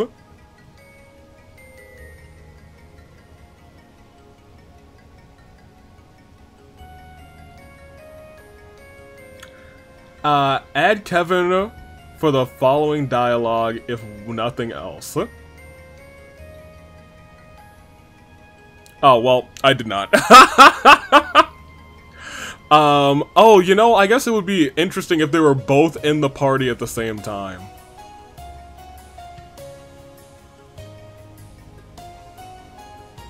I do wonder what he would have said. Anyway, it seems they had a great understanding of how to use their technology too. Alright, well, let's go. I assume we should probably have some fights going on. I don't want to, like, have, you know, any big fights yet, because I could perish. What's over here? Locked door? Yep, figured. Alright, great. My favorite. Huh? Nobody's shocked about this? Nobody? Okay. Sure, fine. Cool. Everybody's real chill about that, apparently. This place is huge. This place is massive. Doo-doo. Oh, you can now read the first 4 data crystals on the Capel workshop? Maybe I kind of want to go back and do that. Wow, it's amazing. What an overwhelming view. This city's this big? Hey, we're sure no one lives here, right? I don't think so. It's hard to imagine everyone left. I have to imagine everyone left before the city was sent to that other dimension. In fact, I imagine the ancestors of modern Liberalians came from this place. Wait, so like my great-great-great-whatevers lived here? And we never knew? Boy, that actually makes some sense. There have always been so few traces of old Zumeria, not just in Liberal, but anywhere. If the city just disappeared, of course, those who lived in the sky would not leave traces upon the ground, and then their home in the city, in the clouds, is removed from this mortal coil. This place seems to be crazier even with every step we take. Anyway, the view from here is really pretty, but what is this place? You think it feels different from the rest of the area? Given the nature so far, this may just be a scenic view, but it does feel a little bit more important, huh? That screen over there looks like something we're meant to interact with. Let's take a look. Alright, let's take a peek. Little peeksy doodle. We will save again, you know, just for the sake of saving again. Thank you. Halo Rail West Kamar Station. The Halo Rail is currently operating at limited capacity. We apologize for the inconvenience. Please select a service from this terminal. Gospel-based citizen ID checks are not required for the service at this time. Okay, so we can just do whatever. What's a Halo Rail system? Some kind of rail-based transit system, I guess. And given that there's a transit authority involved, I suppose this floating island is called the Liberal Arc. The Liber Arc, rather. Wait, hold on. Liber? No way! Wait, I think I just discovered the origin of the name of Liberal. Holy Stragus. Personally, I find the gospel reference more interesting, right? From the way it's written, they must have been ubiquitous, right? Everyone would have had one. It sounds like they served as identification and a portable personal link to the Aureole. God, this is too much to take in at once. Anyway, it looks like we don't need a gospel to do stuff here. Let's see what we can do. Right, I think I can get it to list available services if I push this. Wow, online shop. Oh man, this is just quartz. I'm not gonna say lame. Oh, Olivier, don't tell me. Yeah, Olivier, I forgot. You don't even have, like, a quartz that... Let's just... Well, Chloe, what's yours looking like? Yo, Chloe, I have 2 empty slots on you? Girl, I'm sorry. That's on me. That is on me. We only have 8 more of those quartz, too. Yeah, that's my bad. Chloe, we're gonna help the both of y'all out in a minute. Ooh, gate lock release. In the event of disruption of the Halo Rail, a gate may be unlocked at each station, leading to a substratum access passages. In accordance to emergency protocols, the station's gate can be unlocked. Would you like to do so at this time? No, not yet. Cease service. No, I don't want to do that. Although it might be nice to, you know, stop somebody from following us. the Calmere District information. Built as the ultimate rest and relaxation for the citizens' arcs, the Calmere District is Liberal's Arc, is a premier peak and recreation district in the west of the city. In each section, the park is designed around the theme of harmony between progress and nature. It is a hexagon about 300 acres across. Calmere is, as a whole rather, is made up of dozens of hexagons. Has 4 rail stations, north, south, east, and west. Each tours path through different sections of Calmere, allowing one to enjoy vistas of all seasons and wildlife that Calmere has to offer. Halo Rail Service information. Currently limited. Would you like to activate the emergency operation for it? Yeah, sure, why not? Okay, so we can now walk. Hey, what? There's something coming. Oh, it's the bus!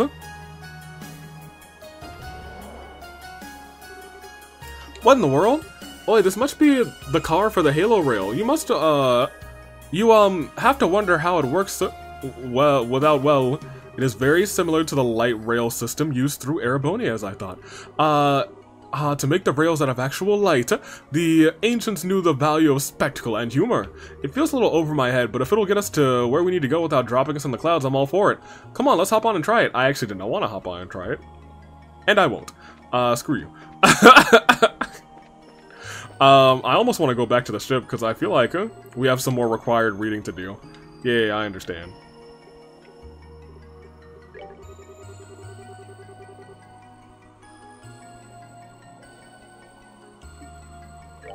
Yeah, I'd like to unlock these too. Oh, you're unlocking this? Nice. I want to go back in there. Alright, the locks there have been removed. Tunnel is now usable. Yeet. Alright. And I don't want to cease service. At least not yet. I want to go back. Well, that's just a tunnel. I feel like next episode is going to be our real exploration episode. I think getting here was more than enough. I would, however, like to go back and buy the liberal news and check out the other stuff that we missed. Y'all still ain't built a bridge yet? Come on. I spent all that time not really doing too much, but you know. Oh, wait. Wait, where's the tunnel? Oh, I'm too far away from the tunnel to care anymore. Head me back in here. Who has the liberal news? I guess it would be... not you, but you're for our ornaments. Would it be up in the shop? Not the shop, but you know, in the here.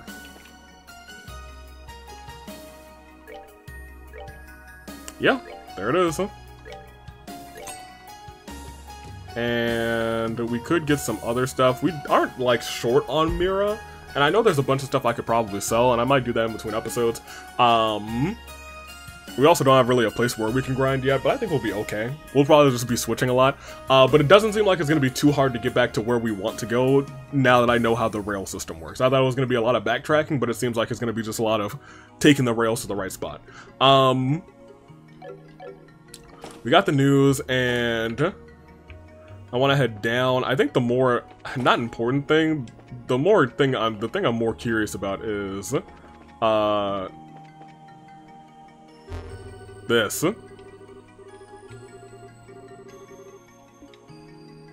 Data crystals. Yeah, so these 4 are now done. We got a lot. We got 16? Goodness gracious. My name is Celeste D's Nuts. Oh no. Aureole. So one of the early homies of the Aureole family. I am the designer of the seal mechanism and the woman ultimately responsible for sealing the Aureole. I have decided to leave behind a series of records for the world to come in case the second seal is activated and the Aureole, which we sealed in another dimension, should threaten to return. If you read this message and seek to prevent the Aureole's return, I pray this information will aid you. However, if you seek to restore the Aureole, I beg you, reconsider. The Aureole's power is too great for we children of man to wield. When we used it, it connected us to the darkest Gehenna. Or Gehenna. Okay. concerning the sealing mechanism, the purpose of the seal is to prevent any contact between the Aureole and humanity, thus ensuring humanity's survival. I feel the need to clarify the Aureole itself does not wish to control or harm humanity. The disaster that visited us was our fault alone. Do not doubt the mercy of our goddess in giving this gift to us. It is we who are unequal to such a gift. In truth, the construction and implementation of the seal goes directly against the will of our people and our democratic ideals. Even in our group, some believe we should try to find a way to use the Aureole's power effectively. However, once it obtained autonomy, the Aureole began to change our society and our lives drastically. So were these the people on this place, and they decided to leave? Okay, I need to get into the weeds. I need to get into the weeds of this. I'm starting to see what's going on now officially. Now that I can read all the words. It did not concern ourselves with our physical well-being. It considered our mental well-being as a top priority as well. Wow, just with our mental, physical well-being rather. Here, to provide an example, the Aureole facilitated the creation of virtual realities intended to induce euphoria in participants. It even altered brain chemistry to achieve this. Oh no. It was no different than taking a powerful euphoric stimulant and hallucinogen at the same time. We got a hold of the wrong stuff. Worse still, there were no side effects, not even physical ones at least. Such boons have drastically brought humanity's very continued existence into question. These effects already begin to tell upon our citizenry, and we have precious little time left to us. As a result, we have overcome our differences to undertake the sealing, all too aware of the many difficulties we are likely to face in the process. I think that's fascinating, actually. I can't wait to get to the rest of these. This is what I was kind of like, this is what I was really excited to read. I'm ashamed that we only have 4 of them right now, but yeah, you know, as we continue to progress further down, I assume these will open up and then we'll get the final nails in the coffin here at last. Man, okay. I thought that was going to be a little bit longer, but you know what, we're already at 240 probably, or maybe even closer to 3. That being said, I think I mean, we could read the liberal news, I guess. Issue 11. I'm surprised we have issue 11. Oh, flying in the capital. Yesterday at noon, in a capital already crippled by an orbital blackout, the fighting broke out and the Crimson soldiers plowed through army lines, began pouring into Gransel via airships. Mysteriously able to use their own ordnance despite all others remaining inoperative, these invaders easily pushed towards the castle. It seemed almost certain the royal keep would fall. Unexpected reinforcements appeared just as things seemed hopeless and unexpected. An unexpected ally took the field of battle in the shape of the former ID Special Ops. The same units that had dismantled for their treacherous action, used the chaos of the attack on the capital not to escape, but to defend their homeland against the Crimson invaders. With the arrival of these new players, the tide turned, and the Royal Army was able to counterattack. Between the combined might of the army and the ID Combat Specialist unit, the bracers who joined the fray, the enemy was forced to retreat and the threat averted. International criminal organization behind attacks. The true nature of these Crimson soldiers had been wrapped in mystery until an investigation from the Royal Army and Braces Guild revealed the armed units to be under the command of a mysterious organization, a society rather. Given the sophisticated equipment of this group, it is believed the society possesses significant technical leverage and funding, but their goal remains unclear. Breaking news! Heir to the throne named! In the first bit of bright news in a while, Queen Alicia held a press conference and shared where she named her granddaughter, Prince Claudia, the crown princess and official heir to the throne.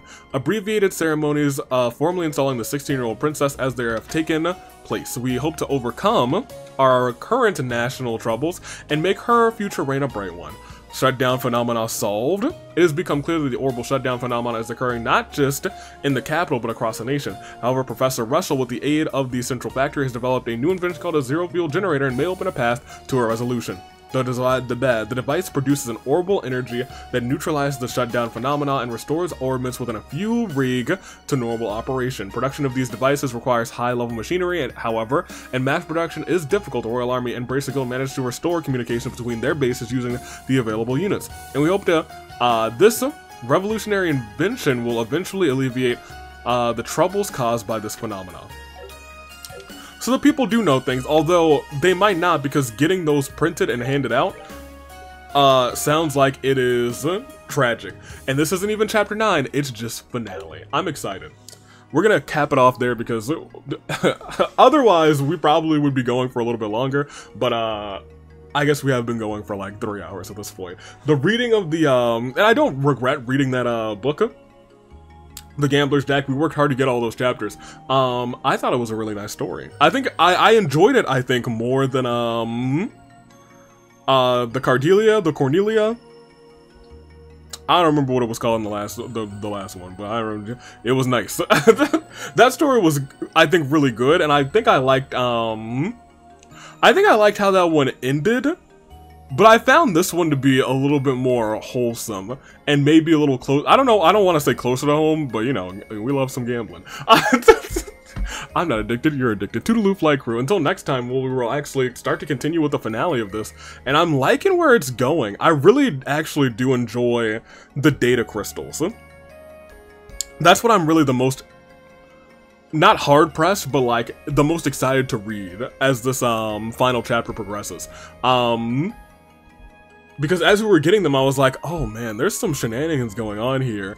I wonder how this is all unfolding. And then we have like, these were like the first ancient Liberlians who had come down from here, and they had sealed this off because it was essentially not like, it was bad for humanity, not bad for mankind. You know, it was out here kind of like protecting the physical and the mental of all the people, but it was, I guess, probably halting the progression of humanity, if you will. Or maybe even though I won't say the freedom, but I'm sure the Aureole is just like, this is what you need and you don't need anything else. Just relax and take euphoria. You don't have to think. And I think that at that juncture we are really, it is really like the end of humanity in that point. But regardless, I like where that's going. I just don't know how we're gonna solve it. I don't know what this, because now I'm like thinking out loud, what's our final boss? Clearly we got to get through all of the Ouroboros members again, so we got like 8 bosses, not 8 bosses, but what, 5, 6 bosses to get through.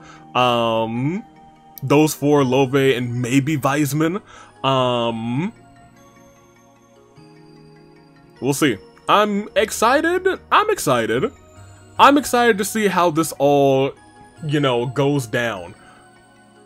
I am, admittedly. And you know what? We're almost done with the 2nd chapter. I gotta make sure I have the 3rd chapter, and there's a Steam sale going on, and now will be the right time, but I'm pretty sure I bought the whole trilogy together. That being said, while the Steam sale is going on, what is the next game in the series? That is something that I would like to know. Please tell me, because I will probably get it during the Steam sale. Toodaloo Flight Crew. Thank you. And not next game in the series, I clearly know there's a 3rd chapter. I mean the next one after Trails in the Sky, 3rd chapter. What is the next one that I should play and I can get from Steam? That is what I want to know. Thank you. Toodaloo Flight Crew. Thanks for watching.